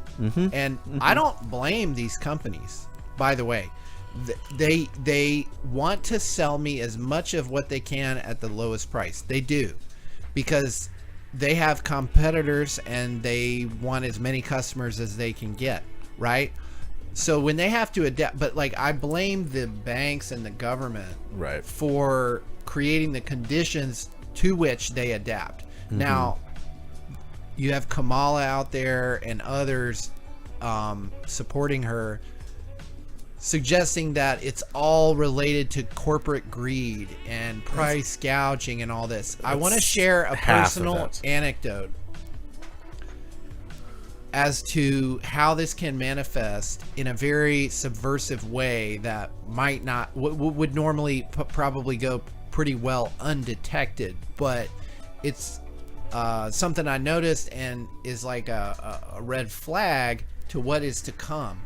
So I fry a lot of food. I like to fry whatever, shrimp, French fries, you name it. Delicious. And I have this wok that I will replace I will fill it with oil, keep it with oil, fry with it for maybe a couple of weeks, then I'll replace the oil. So I keep these jugs of peanut oil as my oil of choice when it comes to deep frying. And I would buy these jugs of peanut oil at Harris Teeter, and post 2020, I mean, they used to be like $26 or something for like a 5-gallon jug. That's a pretty substantial amount of oil. And then it just skyrocketed and it like doubled to like $50. But it would last me a good while. I still buy that. It's still the best deal I could get, even compared to Costco. And I would do my turkeys for Thanksgiving in there, Nice. et cetera. But then recently, like in the last few months, I wasn't doing the shopping. My wife was. She came home with 2 individual jugs of Luann's peanut oil, which is different than the one big jug that I would get from Harris Teeter of peanut oil. And I'm like, what's up with this? And she's like, well, I noticed the label changed from peanut oil to frying oil. And then she looked at the ingredients and it was like canola oil plus sunflower oil or sunflower, something like that. And I'm like, and it was in the same spot as the peanut oil normally. Yes. Wow. Was it the same price? Yeah, it was the same price, but it's not the same product. Right. And so they play all these games. They tweak the ingredients. They lessen this. They add that to maybe give it volume.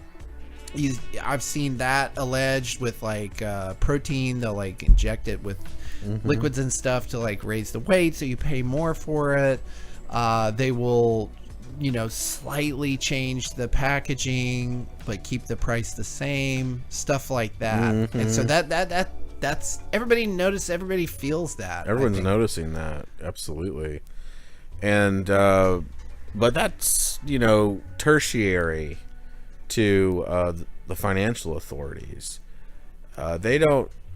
I mean, do you really think that the Federal Reserve Board chairmen are going out to the grocery store themselves and purchasing their food for themselves? Right. They are completely ivory towered and checked out. They do not care. They see themselves in the case of Powell, he is a top 1%er.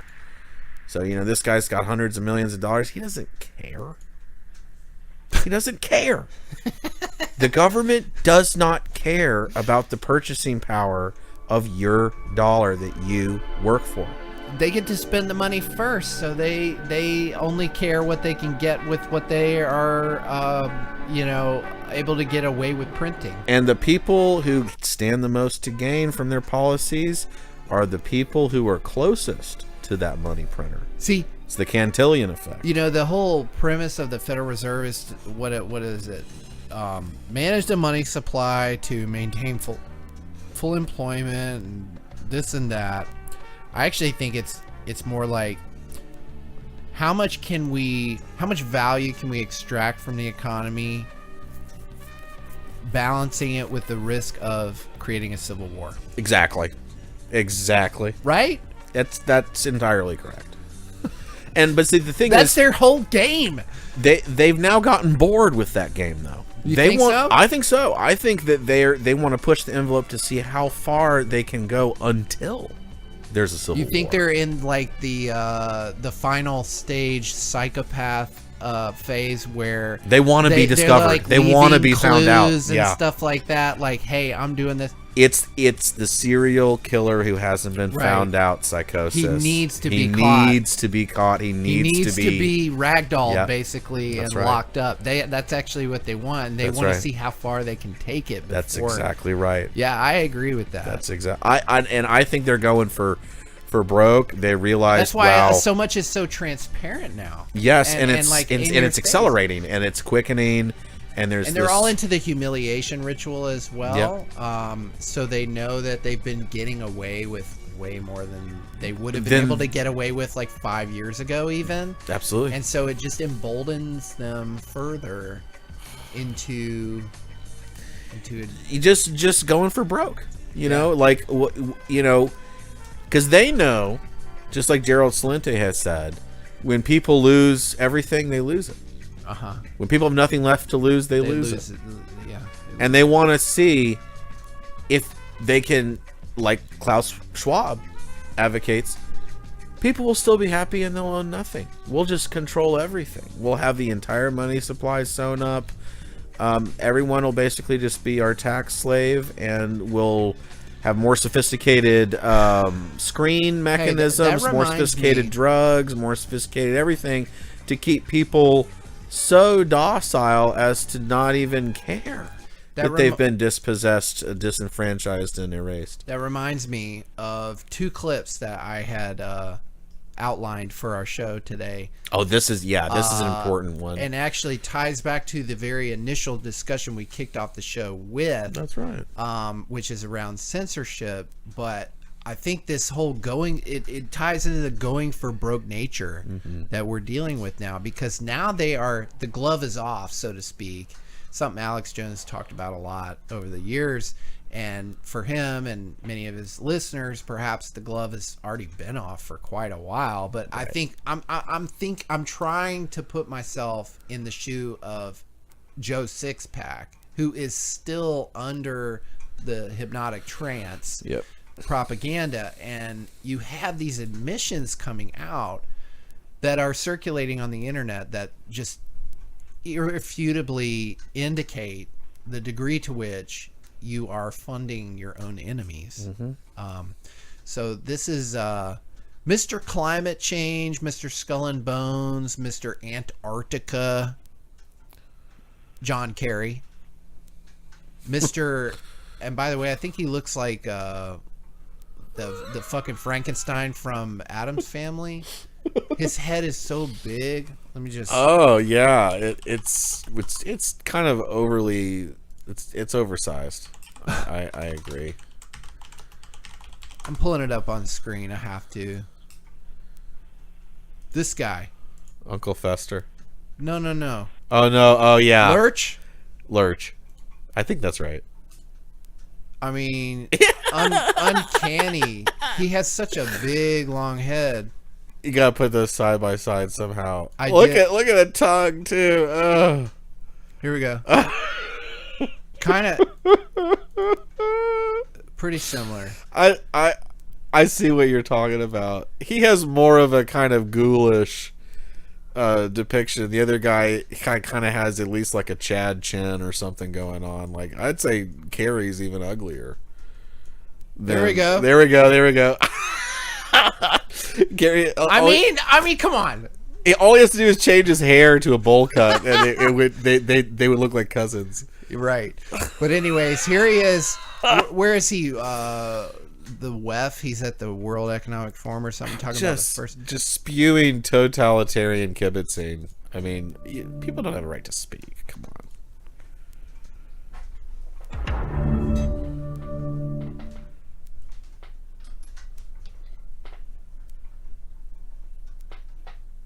The dislike of and anguish over social media is just growing and growing and growing.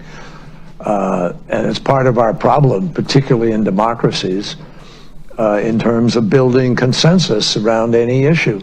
It's really hard to govern today. You can't, there's no, the referees we used to have to determine what's a fact and what isn't a fact, the kind of been eviscerated to a certain degree. Ding, ding, ding. And people go, and that people self-select where they go for their news or for their information, and then you just get into a vicious cycle. So it's really, really hard, much harder to build consensus today than at any time in the 45, 50 years I've been involved in this. And there's a lot of discussion now about how you curb those entities in order to guarantee that you're going to have, some accountability on facts, et cetera. But look, if people go to only one source, and the source they go to is sick, and has an agenda, and they're putting out disinformation, our First Amendment stands as a major block to the ability to be able to just, hammer it out of existence. So what we need is to win the ground, win the right to govern by hopefully having, winning enough votes that you're free to be able to implement change. Now, obviously, there are some people in our country who are prepared to implement change in other ways. So, First Amendment block, we need to be free to govern and implement change. Translation, we need to change the First Amendment to allow us, give us the right to govern. Like, he is in front of his peers and acolytes whining. He's basically saying, he's whining. Oh, democracies aren't totalitarian enough. Right. We need more strongmen throttles over the communication channels. The biggest threat is people having the right to say what they want. They can go to sources that they select. Can I say, I just have to say this? It's very much in the spirit of ztitic.news. We have the right to misinform.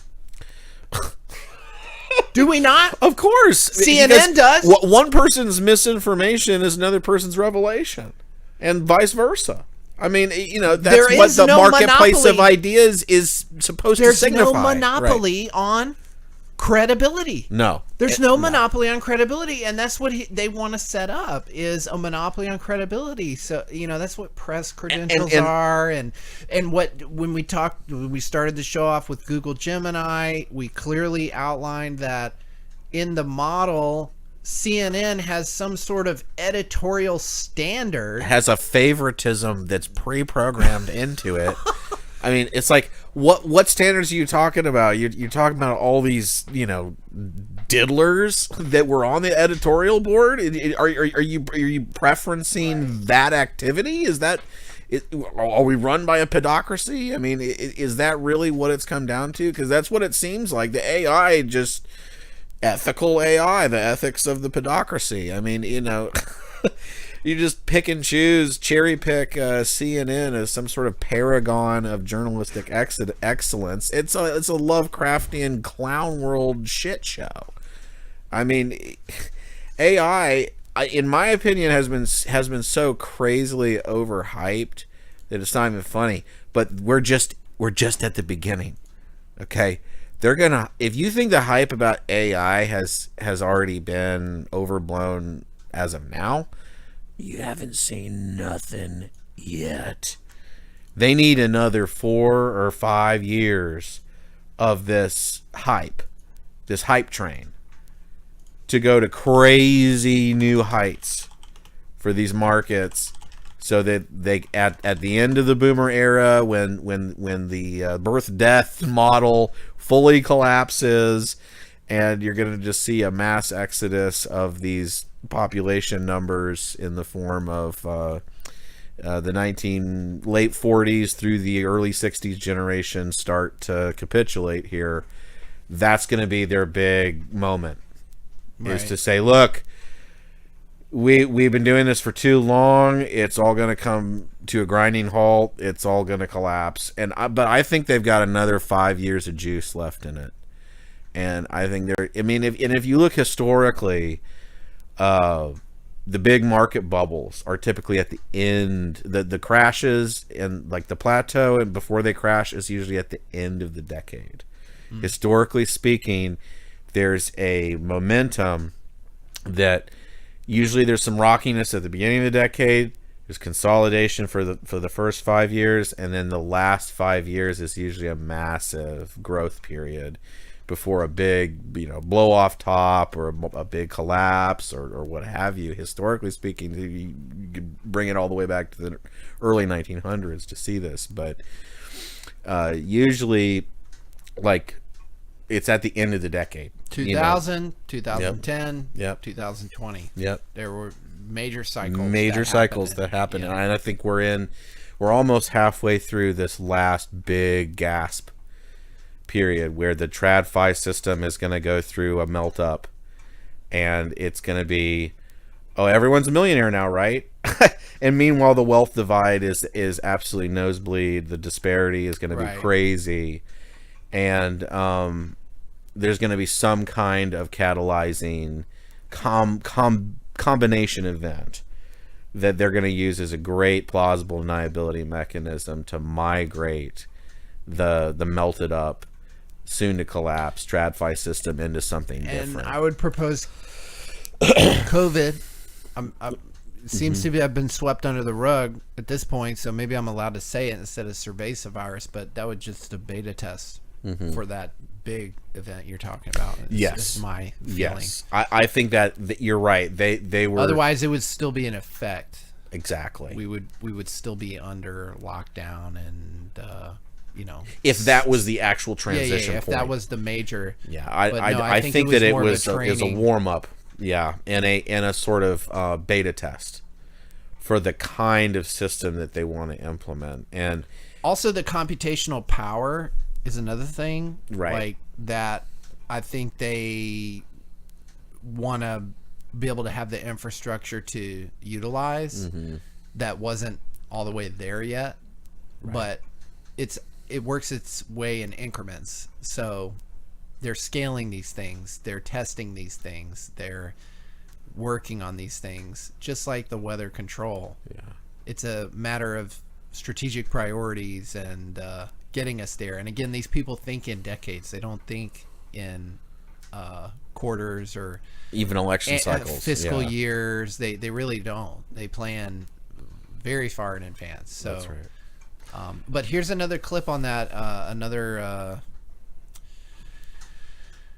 One of these occult thespians, basically, again, showing the hand behind the glove of what they really want to do and how they really feel. Forms, whether it's Facebook or Twitter X or Instagram or TikTok, whatever they are, if they don't moderate and monitor the content, we lose total control. And it's not just the social and psychological effects, it's real harm. If they don't moderate and monitor the content, we lose total control. And it's not just the social and psychological effects, it's real harm. It's harm to them. Right. It's harm to them. Right. They're saying, look, we maybe let the genie out of the bottle a little too early here with social media. We maybe don't have quite as many back doors and quite so many shutdown mechanisms as we'd like to have. Maybe there's some political disagreements amongst the oligarchs that control these social media outlets. We can't have that. We need everyone on the same page. We need a nice, smooth Orwellian control grid. And the issue is,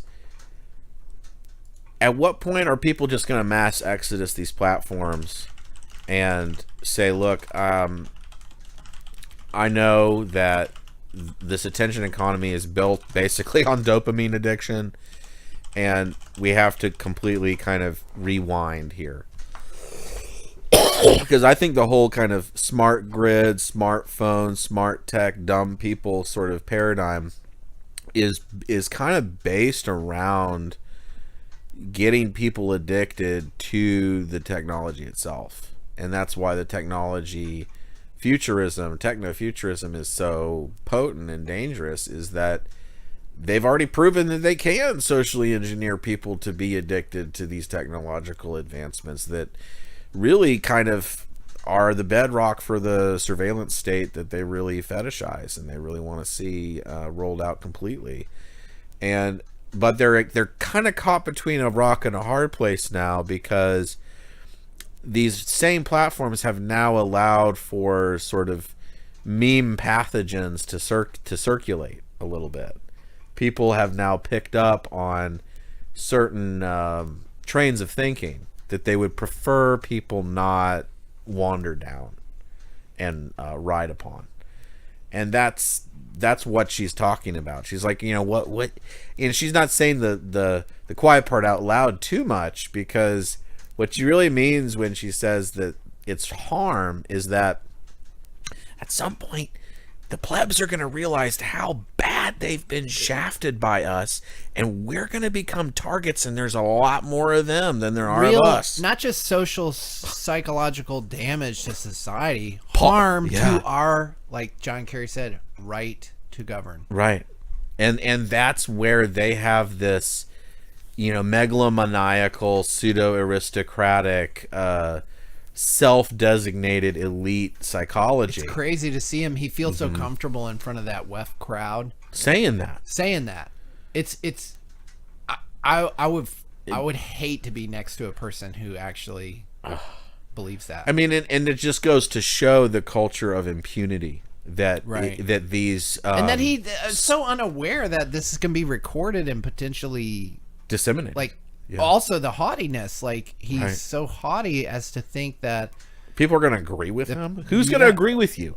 Right. And like your little cadre of almost like you said, scum. culture of impunity. Like, oh, it's okay if it gets out. The people are so dumb; they're not going to be able to do anything anyway. Exactly, and that's the hubris, right? That they've all been inculcated to sort of bask in, and pat each other on the back with, and say, oh, isn't it amazing we can get away with all this stuff and just talk openly, and that's our way of life is being threatened, like the Ants movie. That's right. But hey, Xavier, we have a call in. Oh, I want to take a quick bio break. Yes. And then hopefully the caller will stay on the line. Please do. If anybody's listening and would like to also call in, please do so. The number is on the screen. It's 202-800-1829.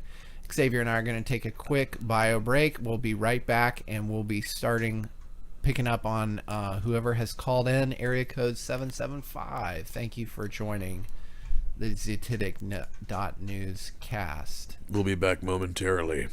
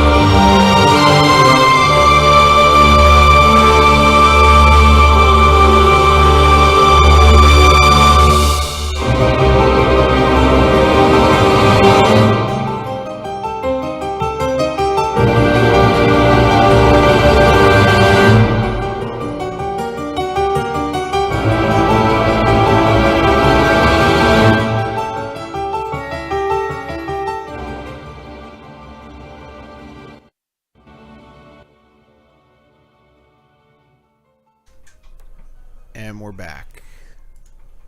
Your hosts, Dave, and Xavier Diamant. Thank you for tuning in to episode 49 of the Zetitic News Cast. It is October 11th, 2024. We're very happy to be here. We just took a quick bio break after a very lively discussion about a wide range of topics. But next, we want to get to some of our callers. Now, we have two callers now. One has been on for 5 minutes and the other just joined us. Area code 775, I'm going to drop you into the queue. Welcome to the show. Thank you for being with us. And also congratulations for your chance to win 444 Tfuel. If you are listening and you'd like to have your chance to win, the call-in number is 202-800-1829. But for now, I really want to hear from area code 775, our first caller of the evening. Hope you're well. Would love to know, where you are at. You don't have to be super specific. What you'd like to discuss, ask about world events, what we've been talking about, some other topic you've got your mind on. I think I heard a noise out there. It kind of sounded like a friend of ours, Riley, a perennial call-in guest, if you will. This ain't Riley. Sweet. Welcome. Welcome aboard, my man. I think he's won more Tfuel from us than any other call-in guest on the Zetitic News. So congratulations. How's it going, man? What's on your mind? Oh, it's Smitty, and I'm doing fine. How are you guys doing? Oh, it's Smitty. Crypto Smitty. Okay. Welcome aboard, Crypto Smitty. Yeah. Thank you. Good to, I'm giving up Thursday night football in a tremendous game between the Niners and whoever they're playing to Seahawks to come in here and make sure I support your show. So, that's a victory right life there. Is good. You're the man. You're the man. We got sway over NFL right now. Okay. That's what I'm talking about. We need to start selling some advertising, I guess. There you go. I even gave you a plug over on Big Dog Squad. Sorry, let's say I was on. So we appreciate that. Few things I was taking notes on. First of all, you guys, you're hilarious. Comparing Kerry to Lurch, you win. I mean, tell me I'm wrong. I mean, No, I can't. It's a natural. You're so right. But anyway, moving on. You know who Cliff High is? Of course. Yes. Okay. Well, over the years, Cliff High has presumed that the controllers, whoever you might want to envision them as, are paying ransom to the elite to do what they want them to do. Through whatever, either paying ransom or using blackmail. And he has alleged, with the upcoming financial difficulties, that those payments, they would run out of the money to make those payments. And one of the things that appears to be happening is that there seems to be a mass of whistleblowers coming forward. And I know I love your guys' news channel. You do a good job with that. And have you noticed the same thing, that there's more and more whistleblowers coming forward? I think over the last 20, 30 years, absolutely. I mean, really in every sector. Yeah, absolutely. Really in every sector. Yes. I agree. There's also been a lot of whistleblowers who've been killed or, disappeared or committed suicide. Well, sure. Yes. And with frequency, actually. But the fact that, they're no longer, that they're willing to come forward tells me that they're no longer either threatened with the bad things that they've done in the past, or are receiving the bribery that they might receive through the future. And I don't know which way it goes, but it seems that just the observance of the fact that there's more coming forward seems that that seems to be the most positive news for the future that I can see.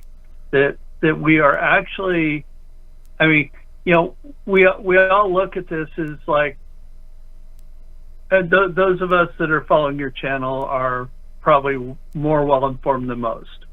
And we look at it as there is a group of people who are controllers running what's going on. And so to be able to break that, how should I say this? Pardon me. I'm rarely at a loss for words. Take your time. To be able to break those bonds and come forward says that we as a society have hope. We have a chance to win this. And I am so empowered by that. I think it is such a wonderful opportunity I see going forward. And there's so much negative to think that, there's Kamala or there's Trump and they're bad and they're controlled and whatever. No, I think there's some serious positive signs for us to enjoy. And so that's what I wanted. That's one of the first things that I hold on here. My Can I respond to that real quick? That I was delighted with. So go ahead. Yeah, I want to say something about that and then let Xavier respond as well. I mentioned it, I think, in the pre-show. We started a little bit early, and I was just chatting with Xavier about my my observation of the progression of my mom and her psychology around the moon landing. And over the last 15 years, she has done a complete 180 from someone who wouldn't even entertain the conversation, suggesting that what she witnessed as a little girl on TV, the moon landing, was not what they said it was, to, you know, I want to believe that, but I really have a lot of doubts now because of so many lies that have happened. And so when I think about that as a microcosm of the macrocosm, I think the mechanism why we're seeing more whistleblowers is probably multifactorial. You know, you have some people who might be bribed by positive forces who want them to come out with that information. Then you have others who are for whatever reason no longer bound by or threatened by some sort of punishment for coming forward. But then you probably have a lot of contingencies who, like my mom, are having a crisis of conscience and are just at the end of their rope. They're realizing that they've been living a lie and they can't live with it anymore, and they have to make some sort of corrective action. And I think it's all of the above. I don't think it's any one thing. Xavier, what do you think about that? I can give you a testimony on that particular item. Yeah. Because I'm probably as old as your mom, if not older. Yeah. And my father worked for Aerojet General Corporation and on the engines for the lunar module. Uh-huh. And so you probably I was involved with that. Let me ask you, are you questioning the legitimacy of the moon landing now? And if so, in the past, were you basically hand-waving any insinuation that it was fake by referencing your personal anecdote with, you know, your relation to, you know, an engineer that worked on it? Well, interesting question. And let's say prior to Art Bell, I probably would have waved off objection, but and you know who Art Bell is, I presume. Yes. Yeah. Okay. So, however, I will tell you that I do believe that we did land on the moon. I also believe that what my mom and dad went out and bought a color TV to watch the landing because it was the fruits of my dad's efforts. And I remember sitting in front of the color TV in Denver, Colorado, as we watched the video that showed on the TV of the lunar landing. I since thoroughly believe that everything that we saw on that TV production was done by Stanley Kubrick and was faked. Mm-hmm. I do not believe that, or I do believe that we made it to the moon. I don't believe that what we saw on TV was real. Okay.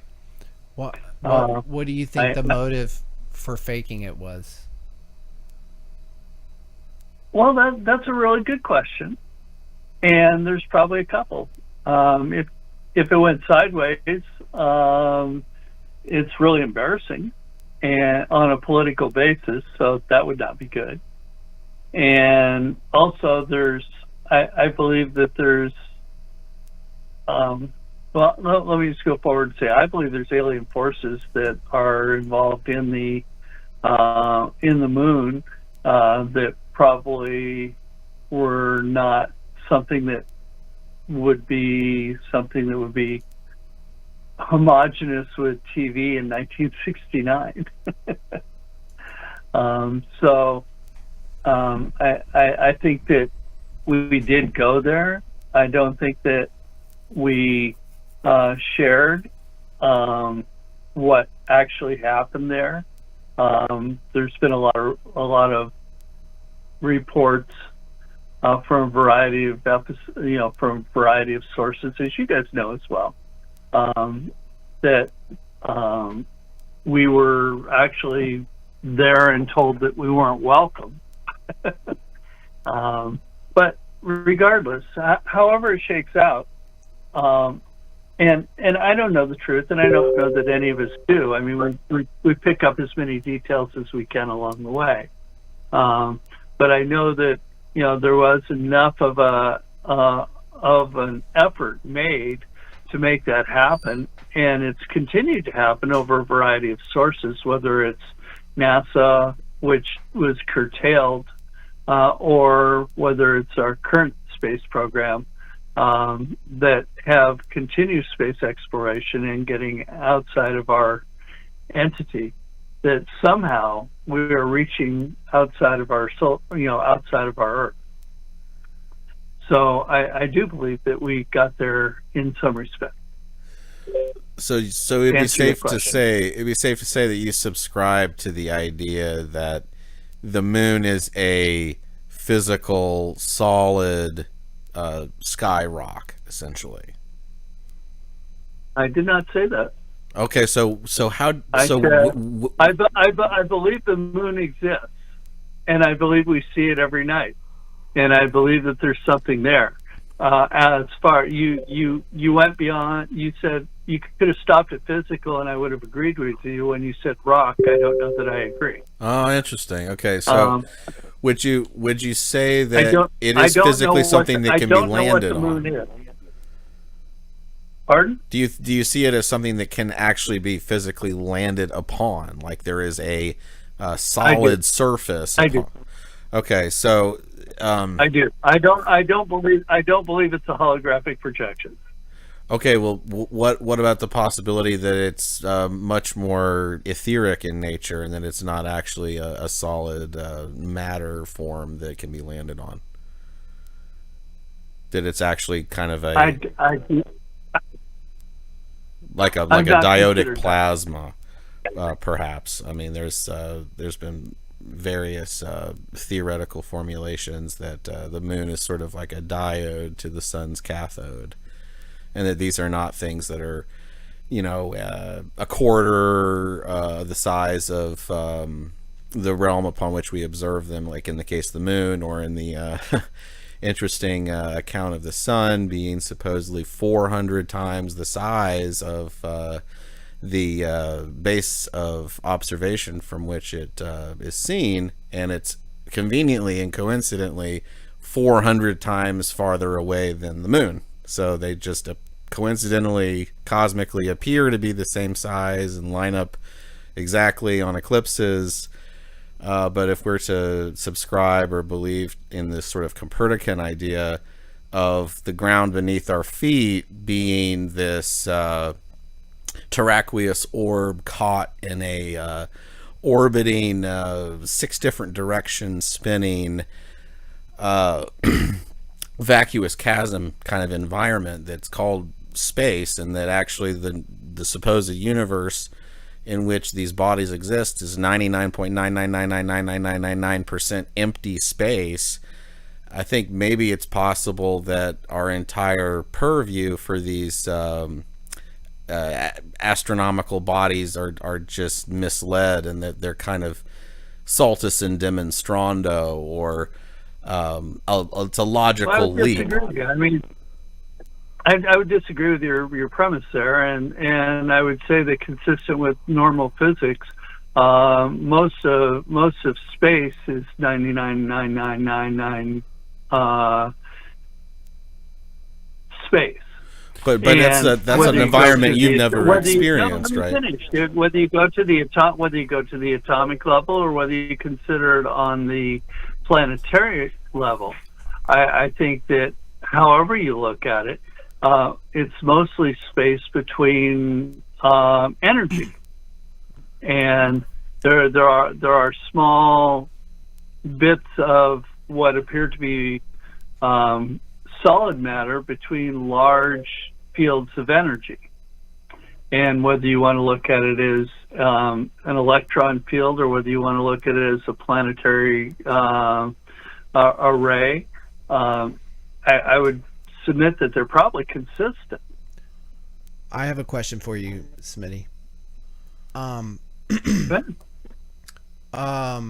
You mentioned earlier that you believe we probably made it to the moon in some form or fashion, but that what you watched on TV was fake.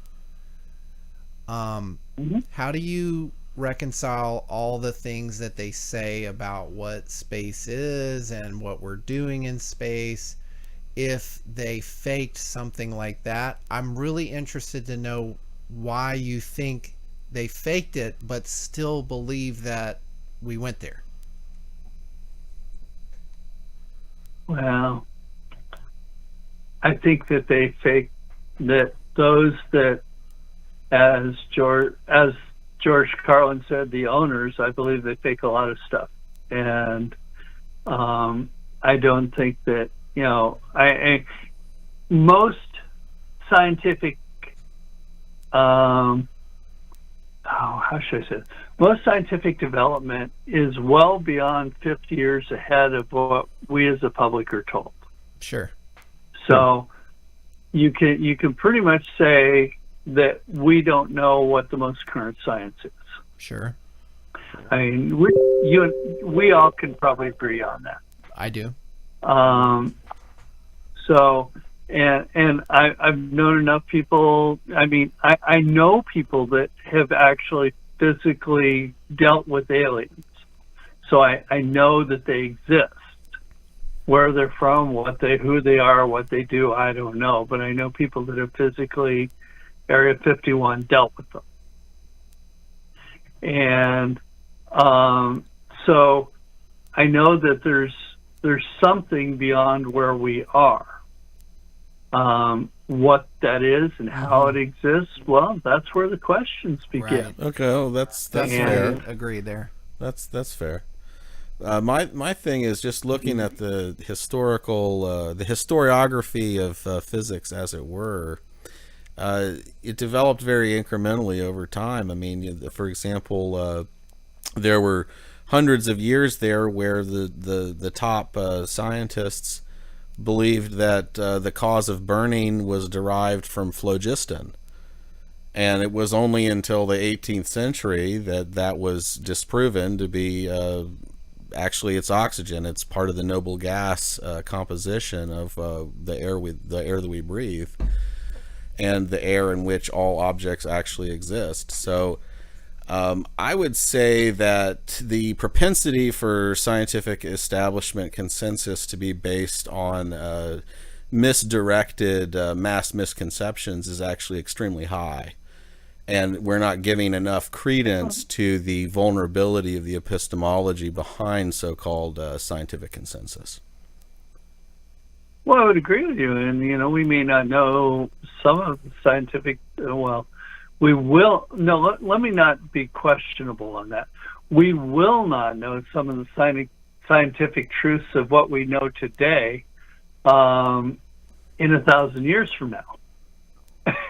You know?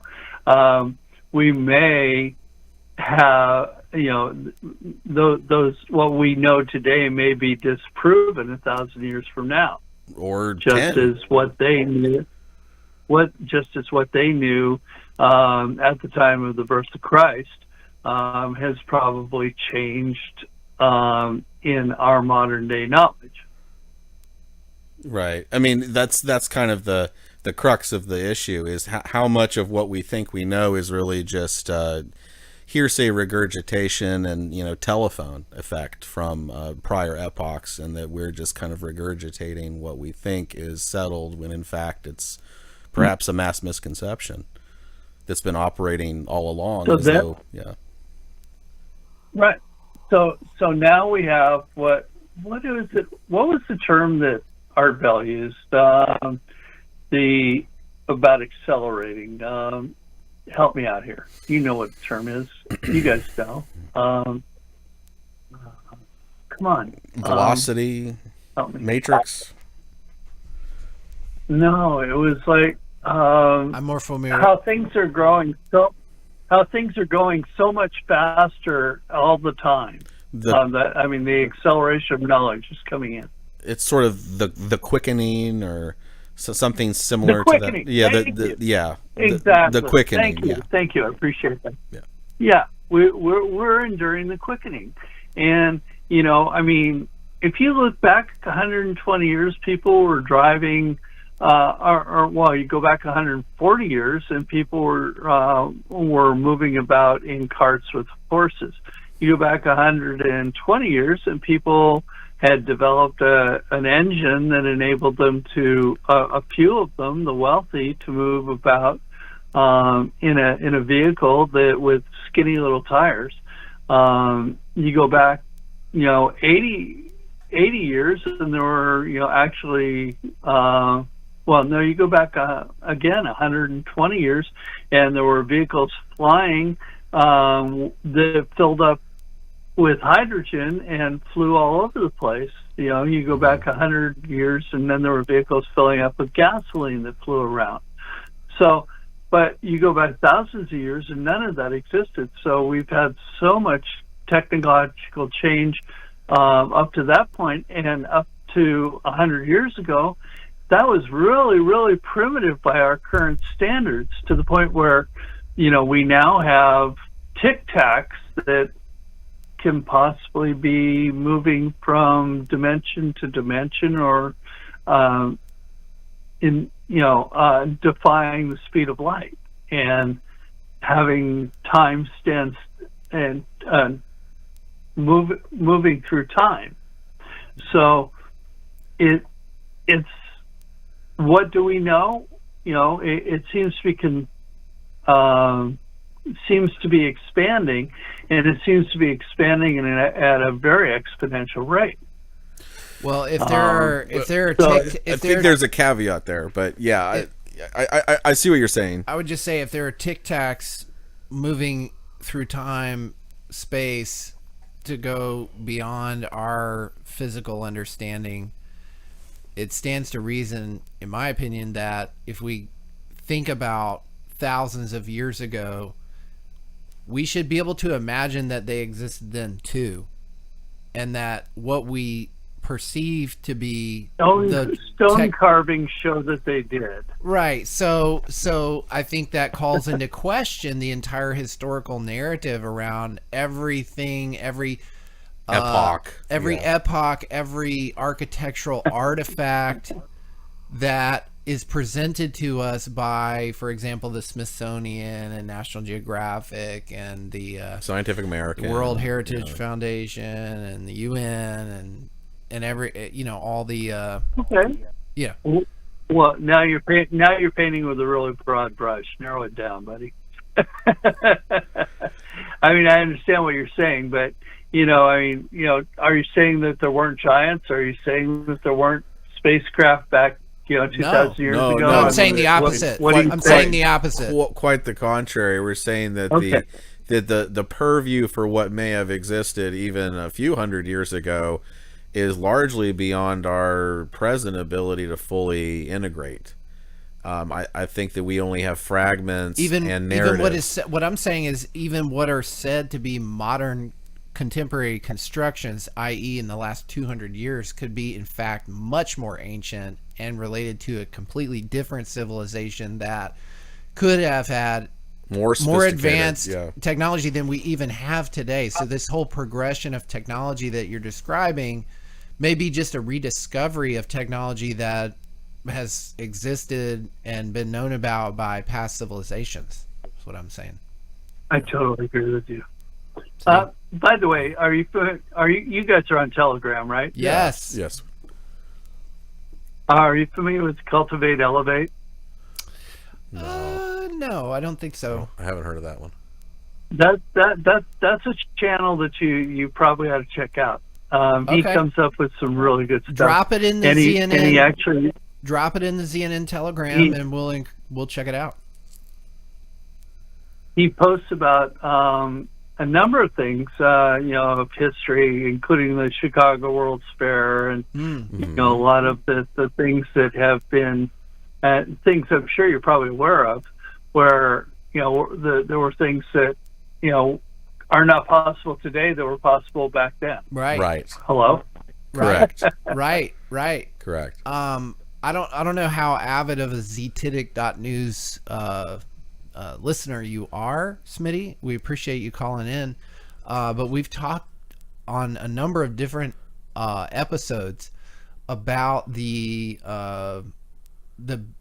big quandary with the historical narrative around the world's architectural artifacts. Like, I mean, the pyramid is the most obvious, like, cliche one, right? But extending that to a number of even much more contemporary constructions, including and up to but not limited to the Biltmore in Asheville, North Carolina, the New York subway system, the church in Utah, what's it called, Xavier?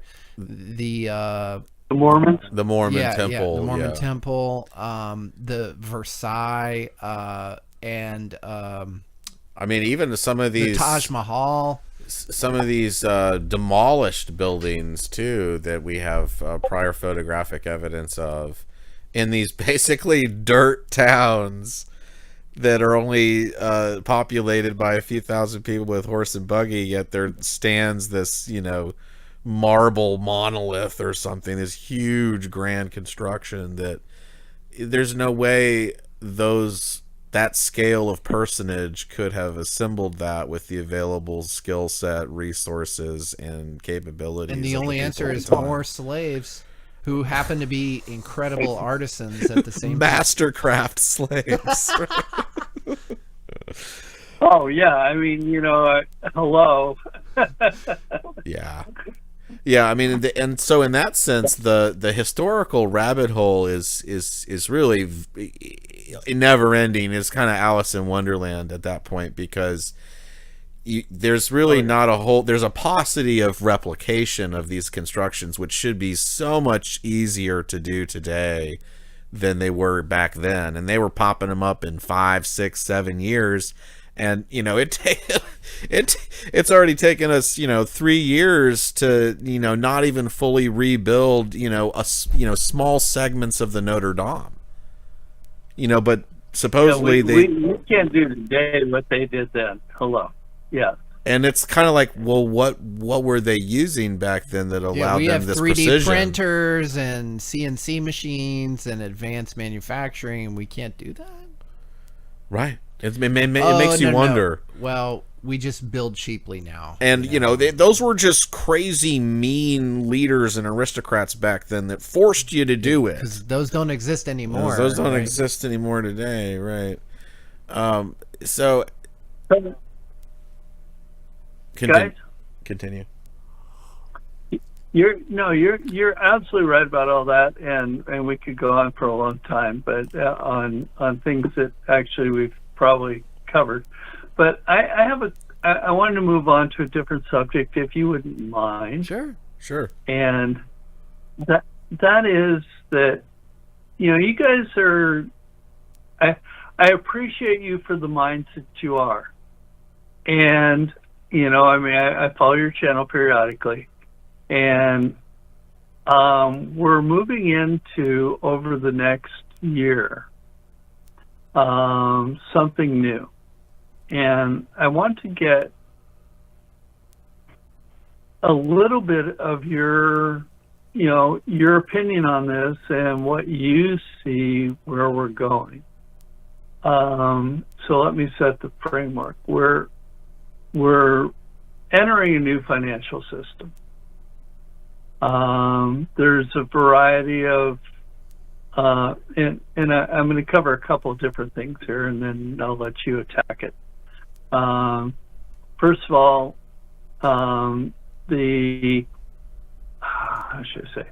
Okay, XRP is becoming the basis. Well, okay, no, let me back off of XRP. The BRICS are on the 24th of this month are having a conference where they're bringing in a new financial system. And so I don't know what that is exactly. I know that XRP is a part of that for the ability to pass, pass funds. Where is it? I made some notes here. Excuse me. I'm looking. Well, let's just start there. Okay, what do you see along the lines of the new financial system, and what's going to come out of the BRICS meeting that's coming on the 20? I think it's 24th and 25th. Well, a few things. I think that the BRICS, they've been assembling for some time. I think especially since 9/11 and the whole Middle Eastern forays and the war on terror. It's brought a lot of countries together, not necessarily because they're immediately ideologically aligned, but more that they kind of don't want to play by the bully's rules anymore, and that they want to have some kind of interoperability and trade autonomy amongst themselves without being under the sanction pulpit of the Western financial hegemony. And they're creating an alternative to kind of the SWIFT system and this. I think if you look at the M2 money supply, for example, the federal, denominated debts in the United States, they say they're nominally around 35 trillion. But when you account unfunded liabilities just in the U.S., that balloons to over 140.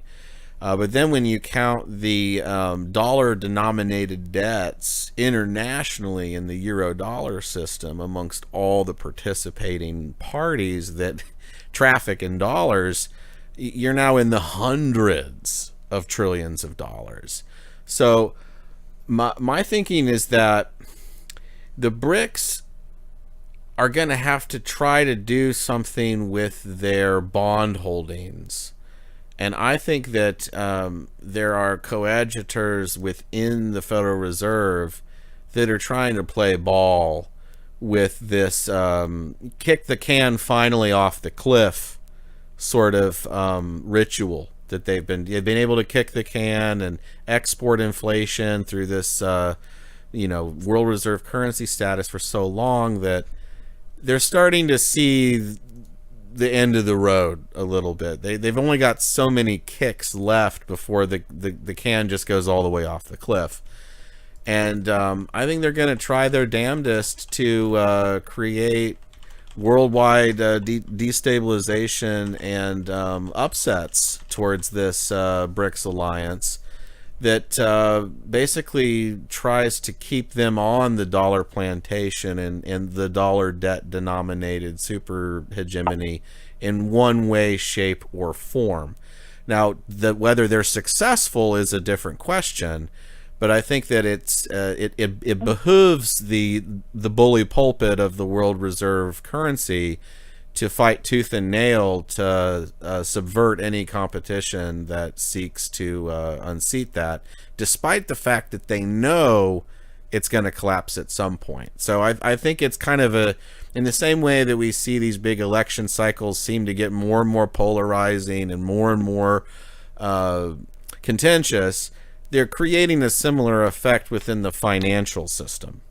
That it seems like every 4 years now, there's some big escalation. You know, the last 4 years saw this full-on weaponization of the dollar.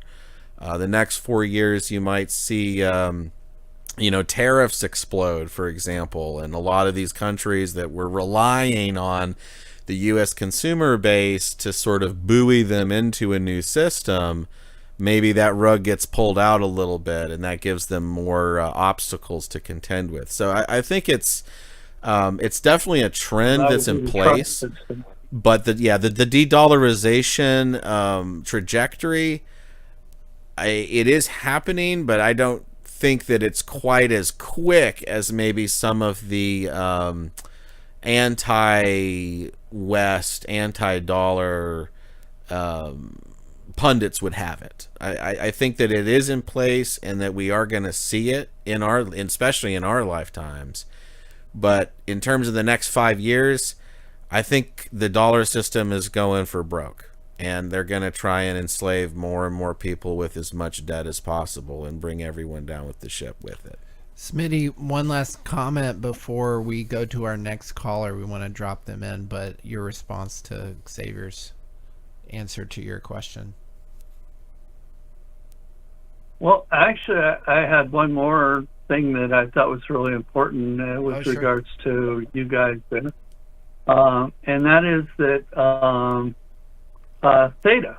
Mm-hmm. I mean, I'm sure you're involved with theta to some degree as well. And I've come up with a theory on theta, and I wanted to float it with you. Yeah, let's hear it. And that is that I think theta is a software program that's supporting biological, neurologic control mechanism implanted into the human beings.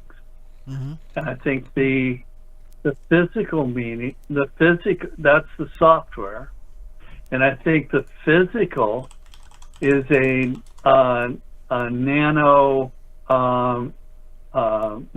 circuitry that is being put forth through the injections that we hear about, that from everything I've been able to read in the scientific papers, is able to build circuitry throughout the body with a nanographene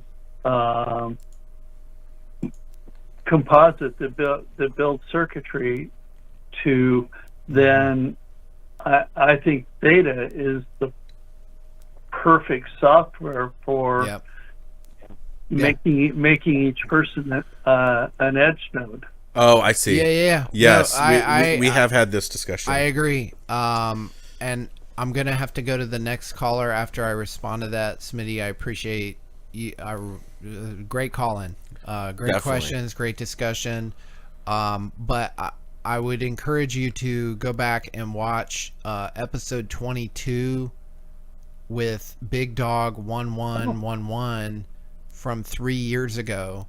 We had an episode, back then we were doing sort of like Bix Weir, a word of the episode or word of the day. The thesaurus, we called it Thesaurus Thursday because we shoot on Thursday.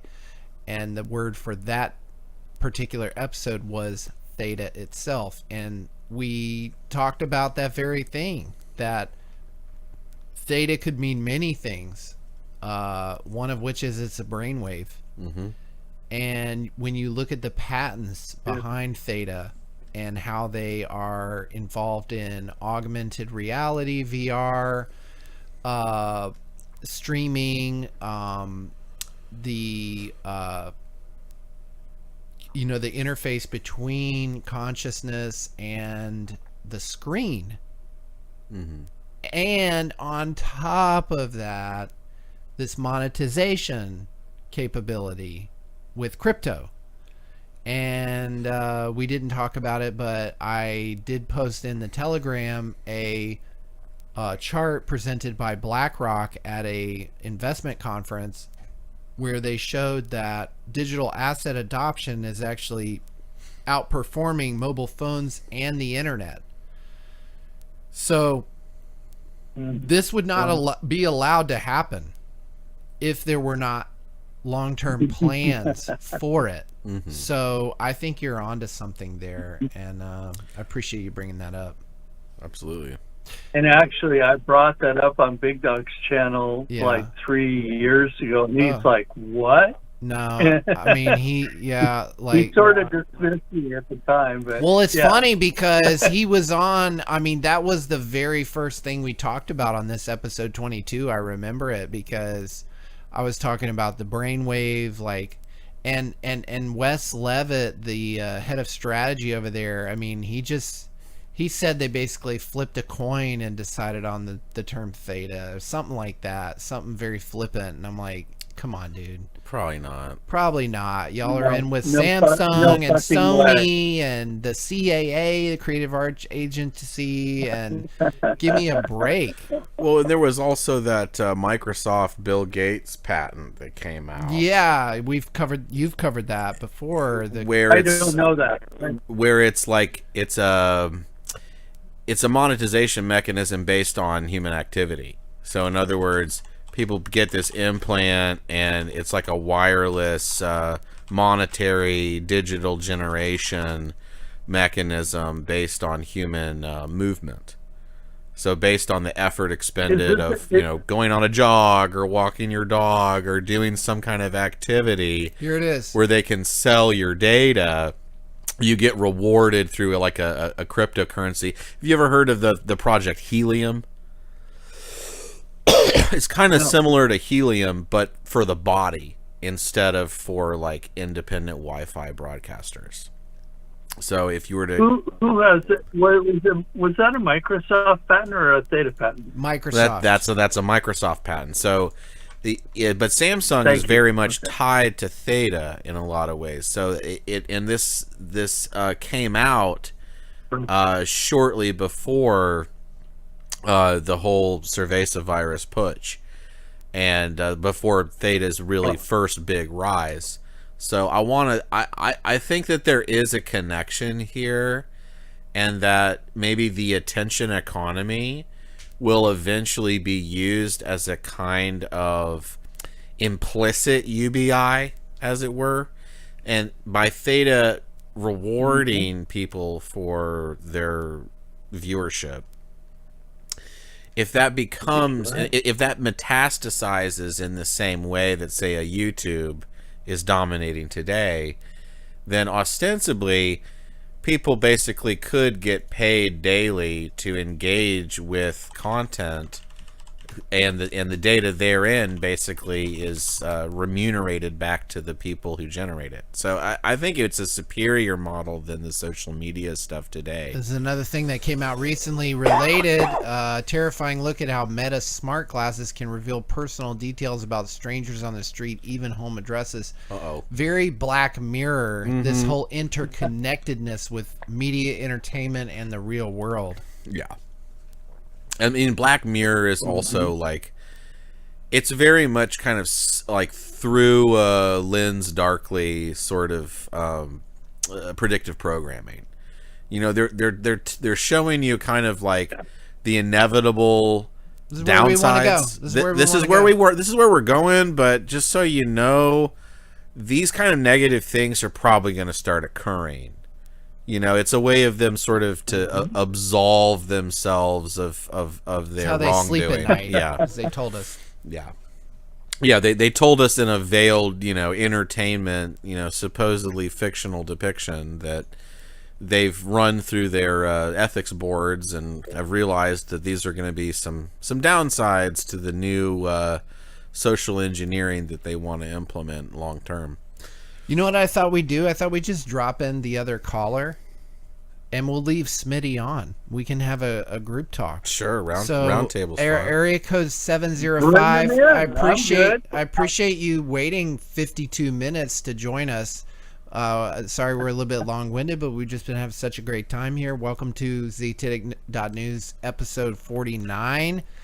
Tell us, say hi, and what would you like to discuss today? Oh, what's up, boys? It's Max Theta calling in. I'm glad you left me on with Crypto Smitty. Hey, buddy, how you doing? I'm doing great, man. All right. Yeah, I've had fun listening to the whole show. I'm taking a blast off my pipe here, and then I'm gonna go outside. Oh, I'm gonna go get one too.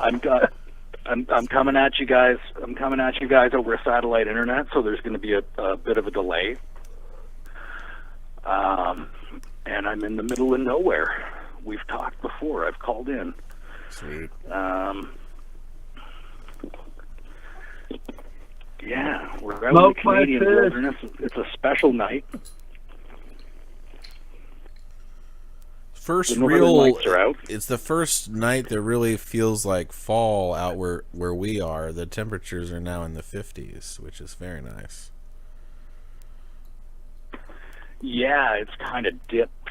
It's kind of dipped a little bit just recently. I think 2 days ago was the first time that overnight the windows started getting a here little bit of condensation on them. Mm-hmm. Bro, tell us about the here in the Northern Canadian Lights. North. Yeah, we got the Northern Lights going crazy right now. I'm so fucking jealous. Yeah, because what is it? AR-38-42 just blasted off a sustained CME. It was just from an X1.2, even though we had an X7 and an X9 that were about a week ago, but that was just on the X-ray scale. It wasn't the amount of ejecta. So. But we just got a little tiny X2, and all of a sudden my skies are pink now, 2 days later. So solar wind speed of about 900 kilometers an hour. And I'm under it now. I'm under it now in my weed garden right now, looking up at the fucking Northern Lights dancing all green and fucking pink. Jesus Christ, boys! It's Listening like to fucking ZNN. dancing tie-dye over my head. That's I've got shots up on my Twitter account right now. You gotta do a smoked fish NFT with the Northern Lights. Yeah. Got to do one of those.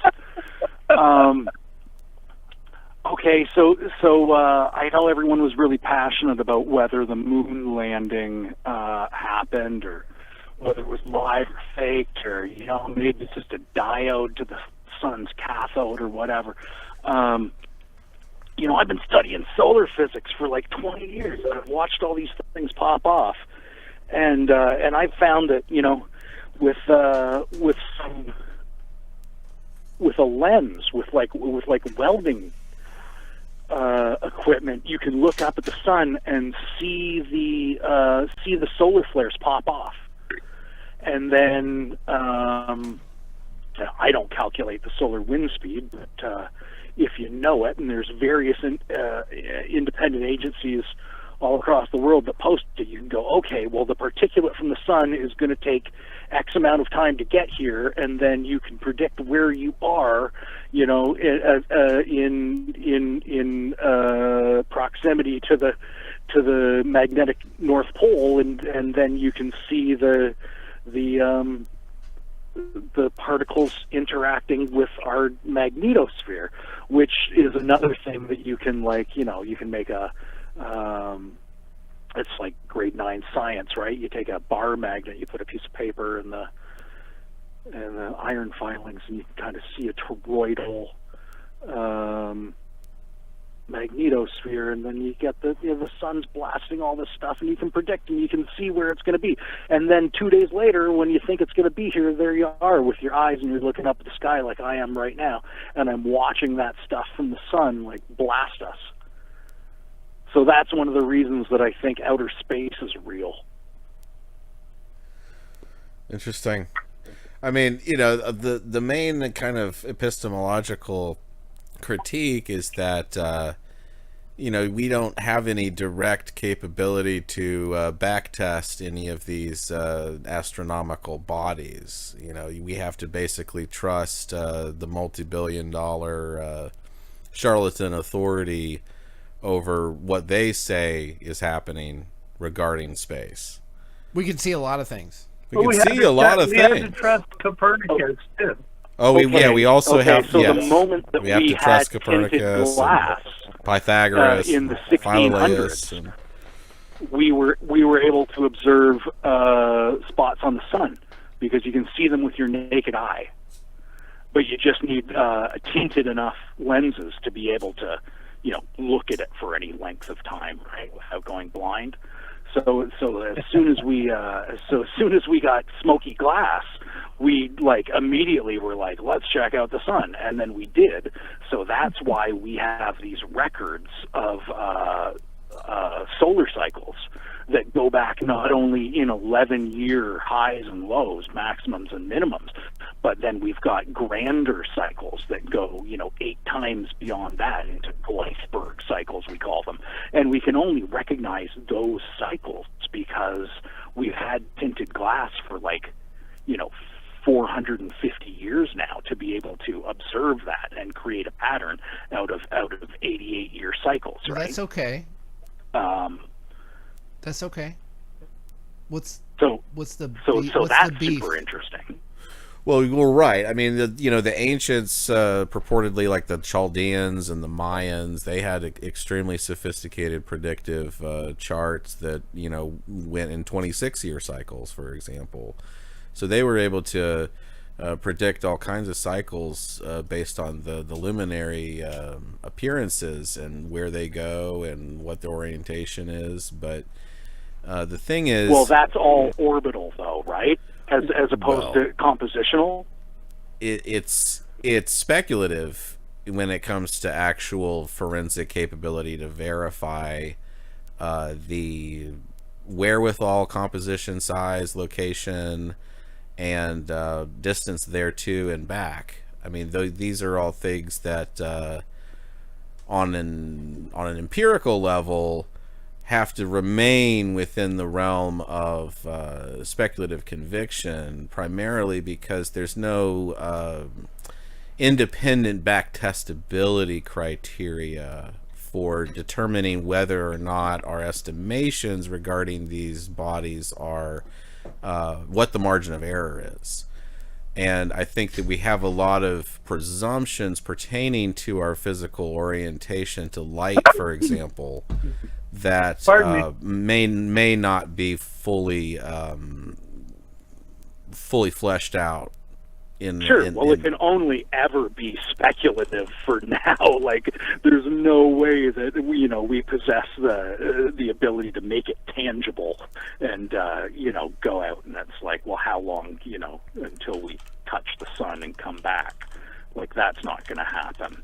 Well, I mean, right, and so huge margins of error and shit, right? Right. I'm not suggesting that we've got everything exactly right. What I'm suggesting is that for the last 450 years, we've been able to look at what is happening on the sun with our eyes, and then 2.5 days later, see the direct results of that based on what we've, come to figure out in a very rough way is a magnetosphere that's interacting with subatomic particles that are becoming energetic once it, meets the rotating body of the Earth and, travels along this gravity trough at 500 kilometers per second and gets directed northwards through the magnetoflux conduit and then becomes, potassium or magnesium or helium in our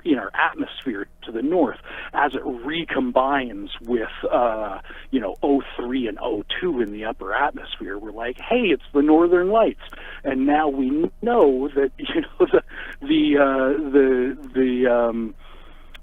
the phenomenon that we've been witnessing ever since we had tinted glass for 600 years, and we've been able to watch it on the sun and then see it in the Earth. We're like, no shit. Well, that's, it's because it's subatomic particles recombining into helium in the upper atmosphere due to the toroidal nature of our magnetosphere. I mean, that all seems pretty quantifiable, even though we can't touch it. Well, so Yeah, even it's not really just about touchability so much as it is about the presumed scale regarding the distantiation that we purportedly have between the ground and these bodies. And if you look at really a lot of the foundational assumptions of modern astronomy, they go back to Hipparchus and his underwriting idea that the stars, for all intents and purposes, are infinitely far away. But there's no way to actually verify that presumption. It's entirely possible that we are small, basically bacteria in a much larger kind of megacellular type organism. That these luminaries, we're not. What would the difference be, though? Well, the difference would be that that the universe is not just 99.999999999% empty space. That's a philosophical conviction and a presumption. It's not actually a forensic fact. It's presumed that the universe is expanding in all directions and that it's essentially a vacuous chasm where there's only random incidents of basically macro atoms that we call planets or suns or this, that, or the other. But in point of fact, we have no real way of verifying that philosophical presumption. It's just there as a lens through which we view phenomena. And so in that sense, I am inclined to think that lens is a misconception. To be able to observe the wavelengths? Well, light may not be reducible to either particles or waves.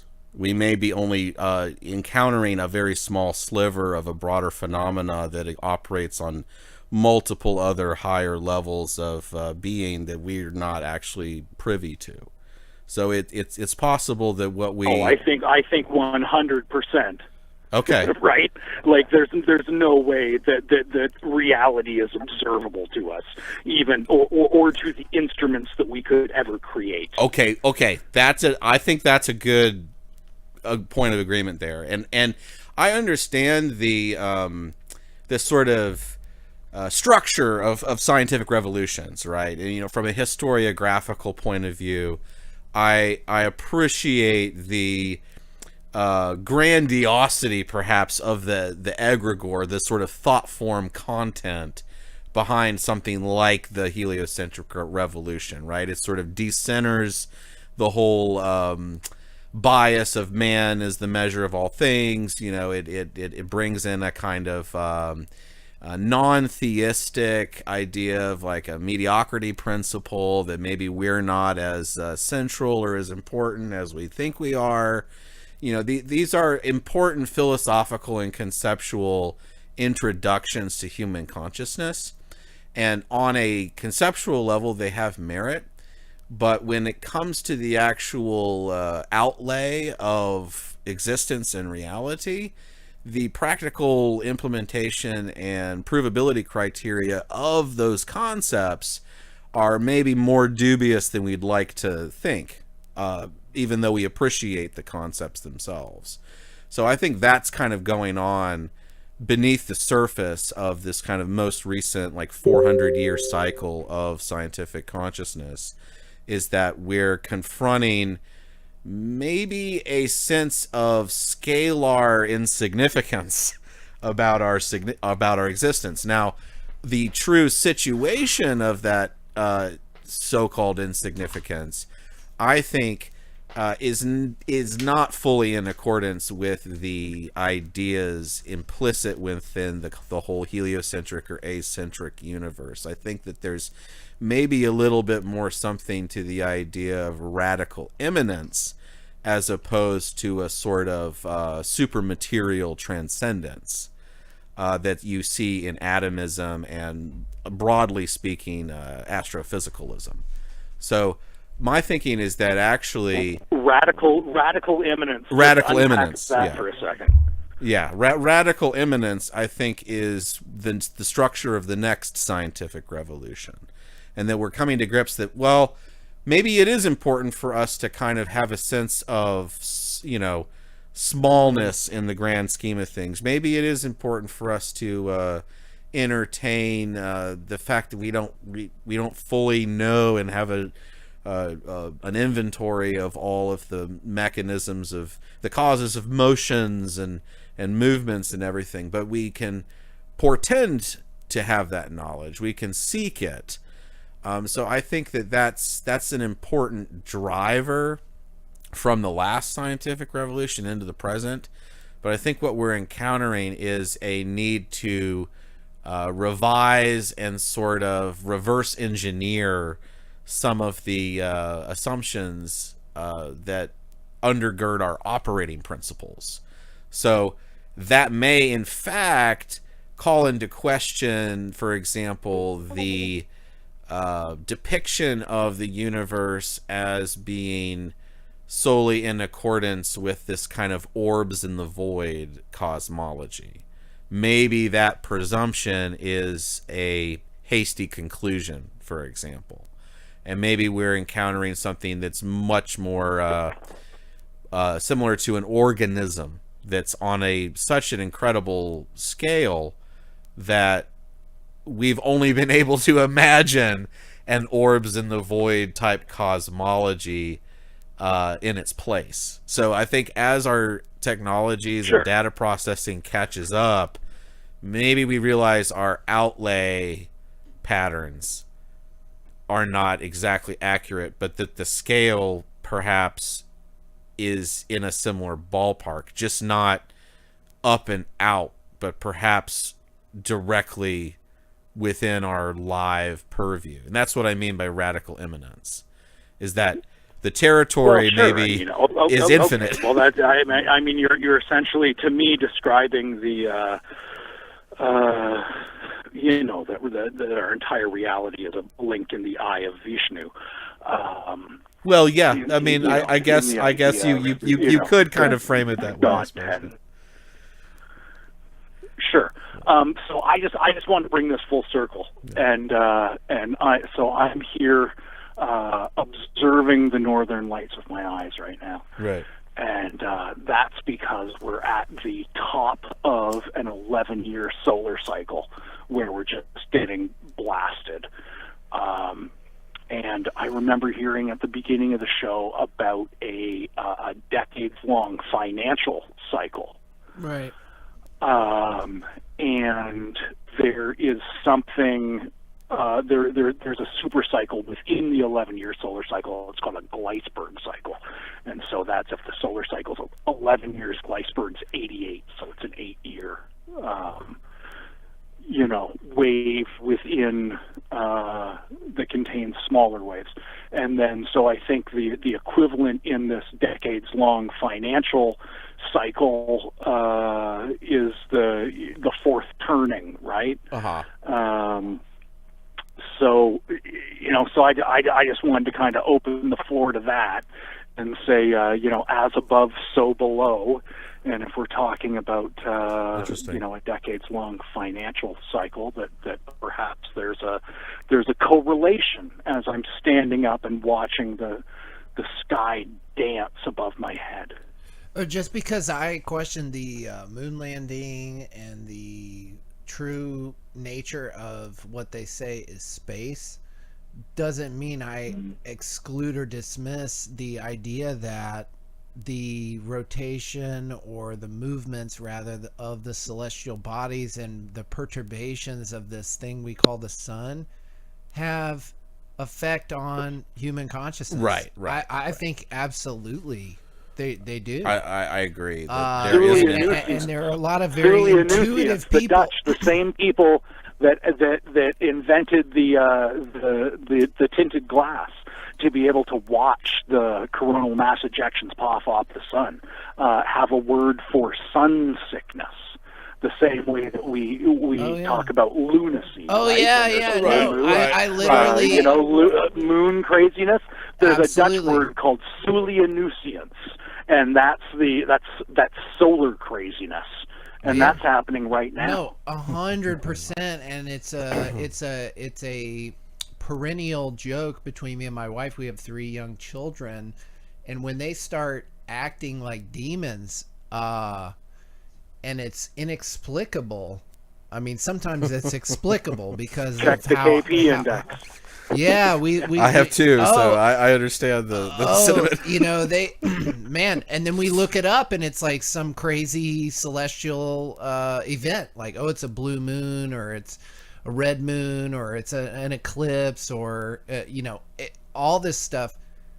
I don't study it super deep, but I totally... people that work in emergency rooms will be the first to tell you that, right? Right? No, Right. you The start to full moon, recognize right. patterns, and you know, menstruation as well is linked to the moon cycle, It is. right? It's true.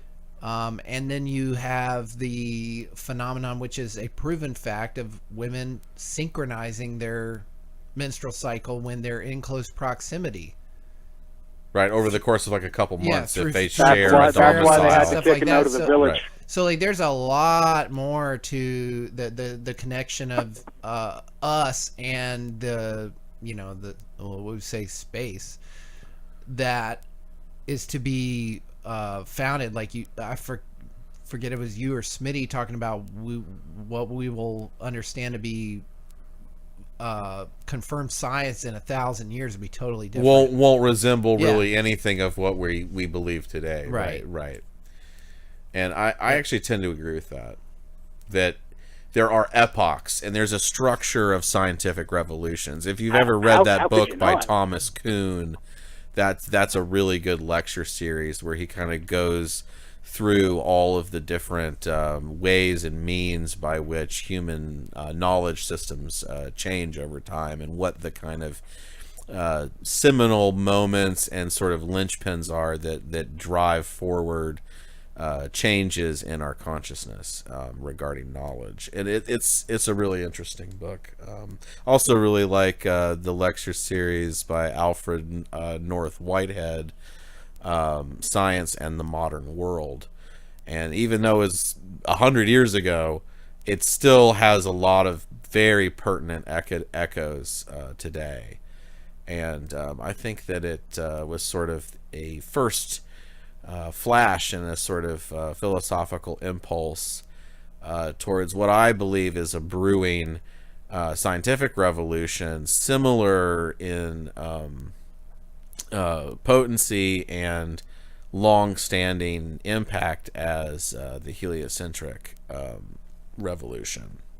So I think that we're going to maybe challenge some of the primary presumptions regarding our orientation, but we're going to ultimately understand that the scale of being is infinite, but in a sort of radically immanent fashion, as opposed to a sort of supermaterial transcendental one, where, you know, these light forms are, you know, quadrillions upon gorillions of miles away, that maybe there's more intimacy despite the fact that we're very small in the grand scale of things.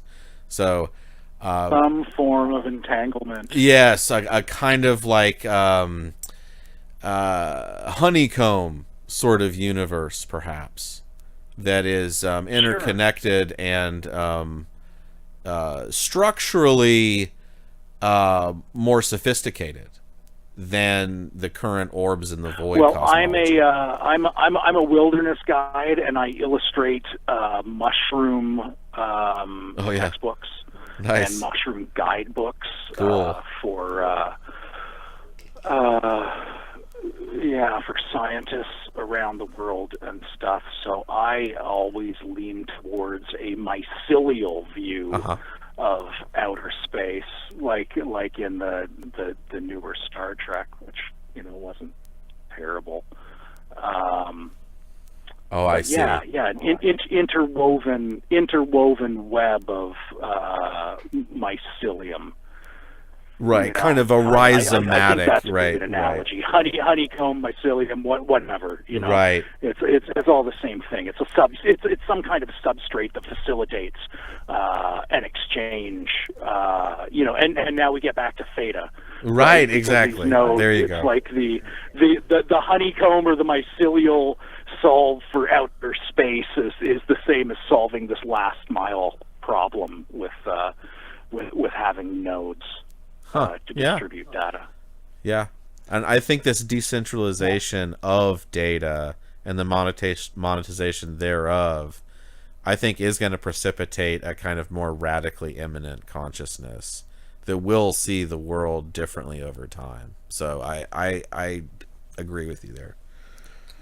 I just realized, Max, Oh, that whether it grows it's these Kurzweil huge or mushrooms. McKenna or Robert Anton Wilson, we're rapidly accelerating towards some kind of singularity, right? So let's get there and see what's on the other side.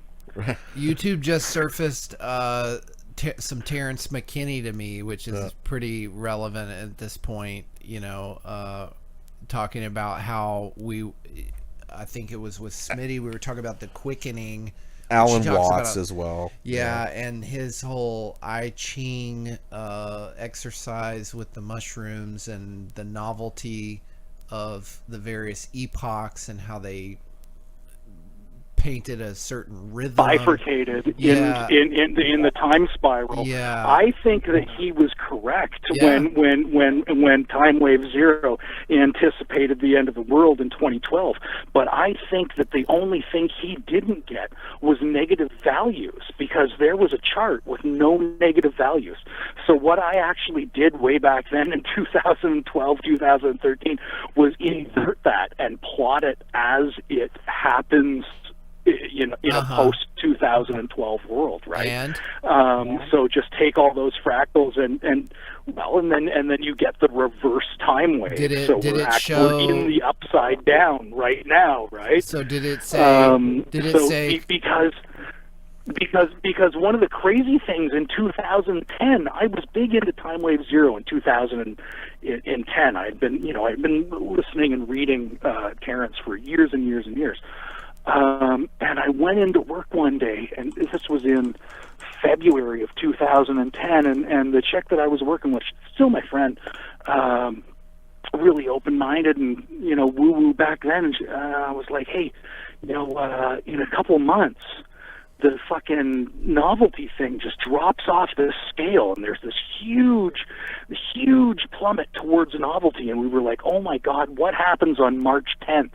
What happens on March 10th? And we were, every day it was like we were watching Time Wave Zero progress, and we were like, what is this major event? And then we both got to work on March 10th of 2010. I think I've got that date right. And it was the fucking Fukushima disaster. It was either 10th And we or were 11th. like, holy shit, bro.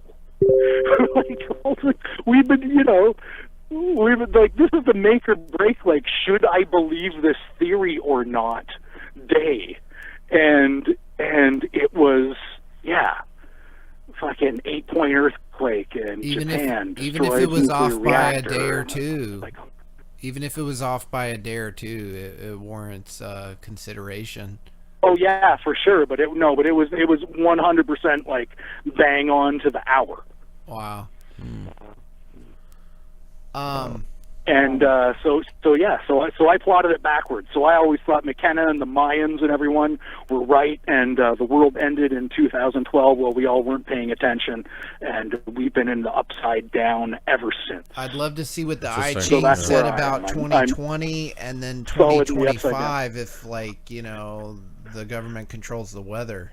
Right, 2025, that seems pretty significant too. Right. Yeah. Speaking of, Just you take mentioned that the shit, mirror it, flip it upside down. You mentioned the Northern Lights. I mean, you never know. It could be the U.S. Air Force manipulating the ionosphere. Right. They have. Well, it all seems to be coming out of the direction of Alaska right now. So Which is very where well HAARP could be. is, right? Not ruling it out. Right. Yeah, I'm not ruling it out. I'm agnostic. I just, there's, I certainly don't think that I know what the fuck's going on, but every once in a while there's a few things that I'm pretty sure are not going on. And those are things like elections and right. You mean hurricane relief? Exactly. Things that are not going on. Right. Tax cuts. Yeah. Right. Yeah. Exactly. Monetary sanity. I mean. Right. Affordability. Right. Well, you can only create your own reality, and that's why I'm out here in the middle of the Canadian wilderness, and I've been here for 13 years. That's rad. It just occurred to me, man. I've seen you on I've seen you on Twitter and whatnot. You growing some huge mushrooms, and didn't you do a Camp Theta event? Don't you own some like lake property? Yeah, I've been doing that for 3 years. And I've actually got the longest running token gated video series in history. Wow! Like in the history of the blockchain, I'm the guy that has done that. So it's the story of me moving out here and building an off-grid house, and that's amazing. Yeah, and then I kind of get further and further away from it. So I go on the series. Eventually, I go on further and further adventures. I'm up by the Great Lakes in northern Ontario. So then, I get down to the Great Lakes, and then in my canoe, and then I kind of got bored of going around here and wanted some fun stuff for the winter. So I went down to Panama, and then I filmed season 3 in Panama, and I went into the interiors and lived with some indigenous tribes, hunting iguanas and stuff, and at the tops of mountains in some national parks where white people generally don't go. So that was fun. I'm going back for 4 months this winter to film after I go to ThetaCon in Vegas. Oh wow, dude, that's crazy! Wow. Yeah, you're the first tribesman powered by Theta. From that, I've got a 2-month-long canoe expedition here in northern Ontario, where we're trying to put on about 1,000 kilometers. So, rad. Have you met with the CEO of Theta, Mitch Liu? Yeah, so I've talked to Mitch on a few occasions. Like, I was one of the first people to drop on Theta Drop. I had my artwork on Theta Drop before Katy Perry got on there. But I met him at last year's ThetaCon, because I did an art auction at last year's ThetaCon where I did an Etch-a-Sketch portrait of Mitch. I'm one of the world's best Etch-a-Sketch artists. Really? I've been a brand ambassador for Etch-a-Sketch for 20 years. No way! Wow, that's rad. I've actually got a gallery show in Las Vegas at the Las Vegas Central Gallery at the same time ThetaCon's going on. So that's one of the reasons I want to get down there, is to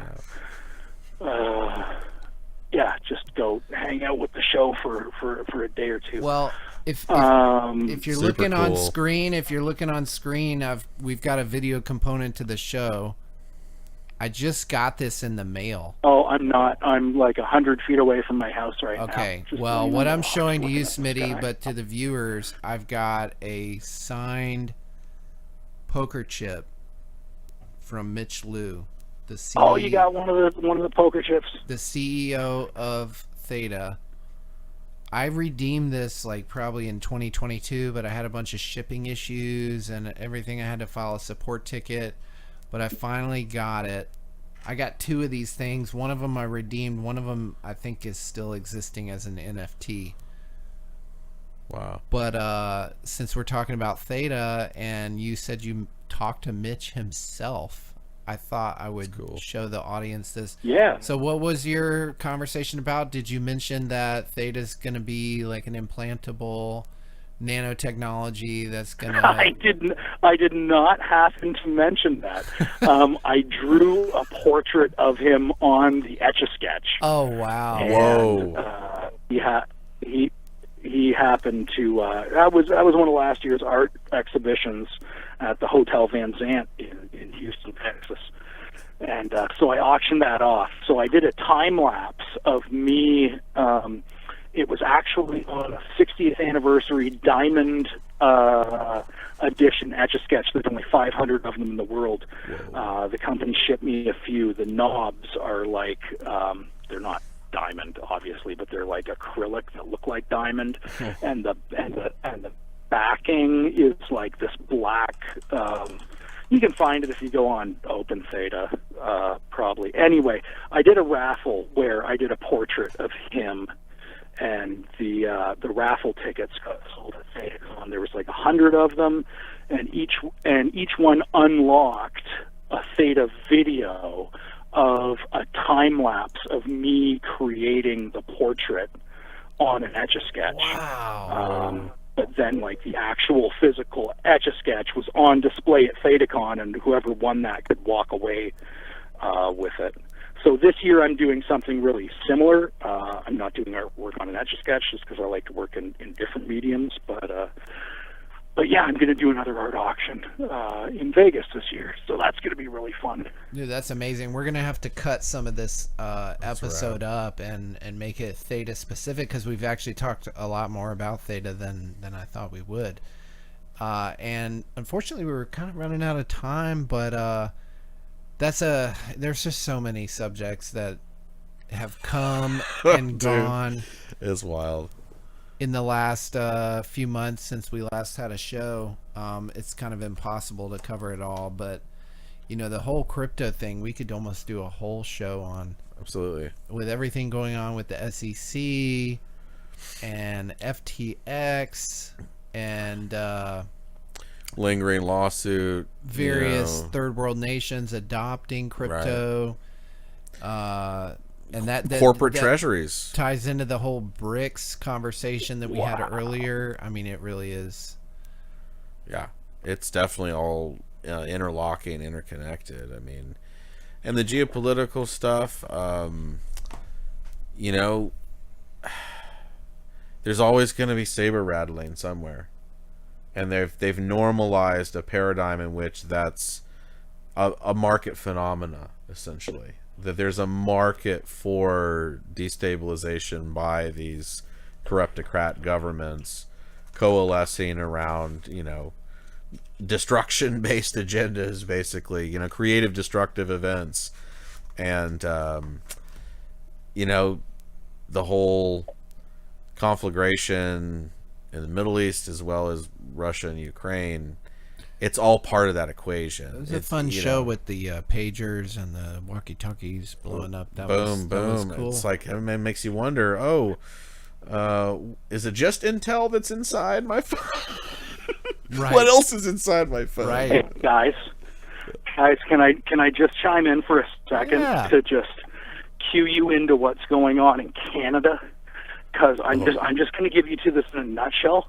And I know there's all this destabilization going on, you know, overseas, and of course there's all these wars and shit, right?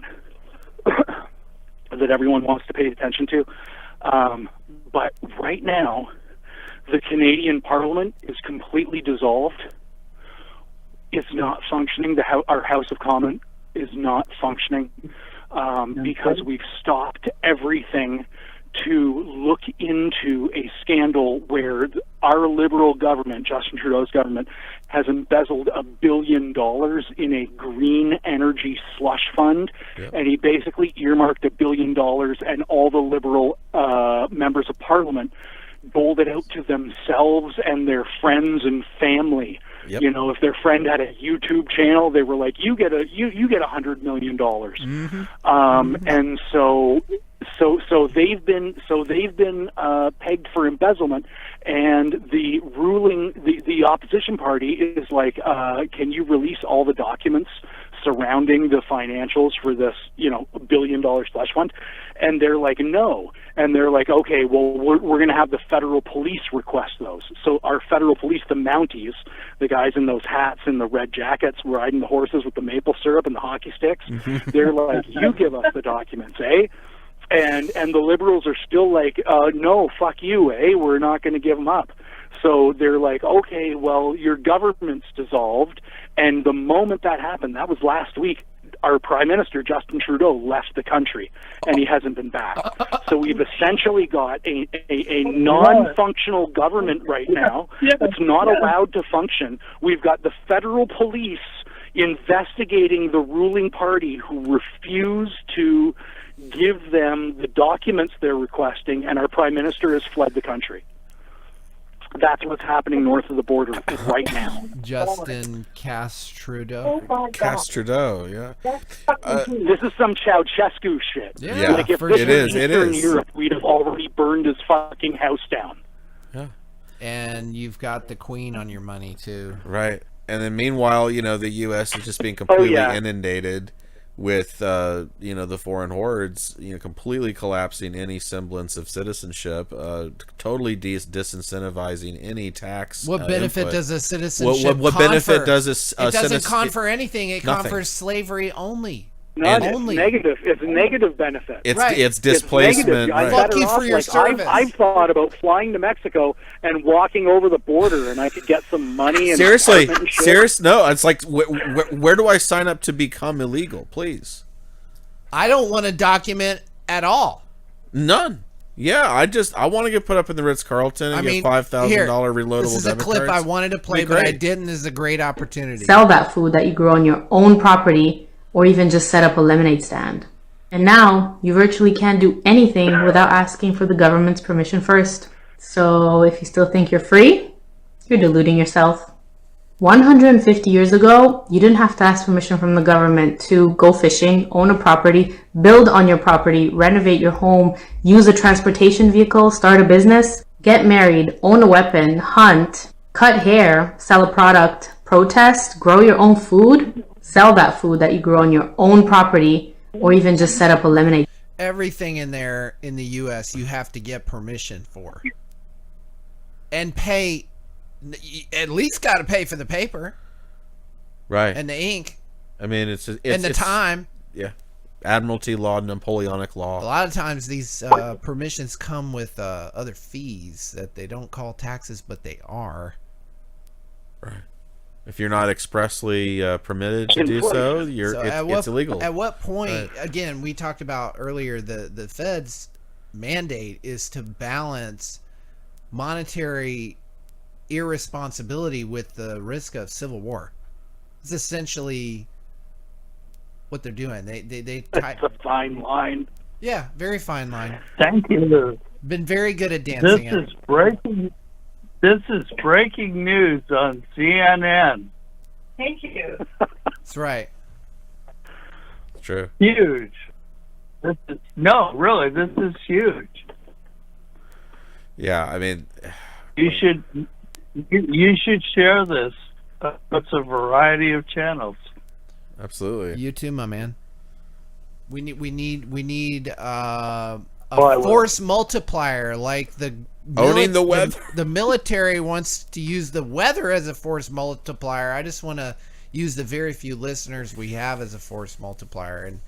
And I'm not a military person, but force multiplier is basically like they hire chaplains to provide mental health services to the troops as a force multiplier so they can, kill more righteously and, more productively. Weather likewise, you likewise can be a force multiplier for ZNN. But thanks for the comments. We are out of time, man. Time flies. It's been like almost 4 hours. But and we have easily another 4 hours worth of material, Thank you, Smitty and Max Theta. We'll I don't know who deserves the 444 I guess Tfuel. I mean, maybe we should split it. Like you guys have been great. Yeah, thanks for contributing. I mean, I guess, is this going to be our last time before the selection? Before the selection? When is that? That's supposedly 26 days from now.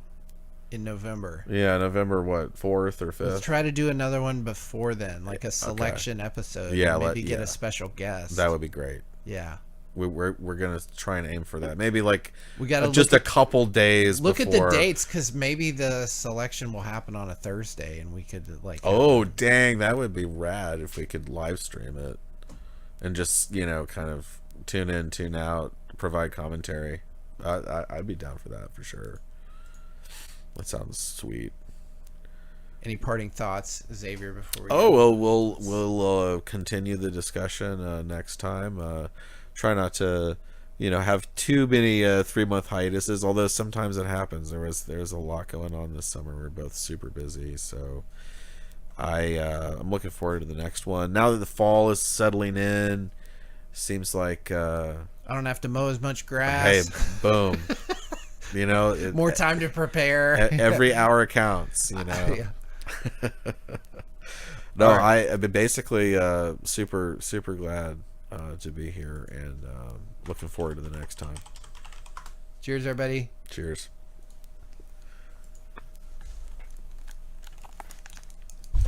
3 hours and 40 minutes.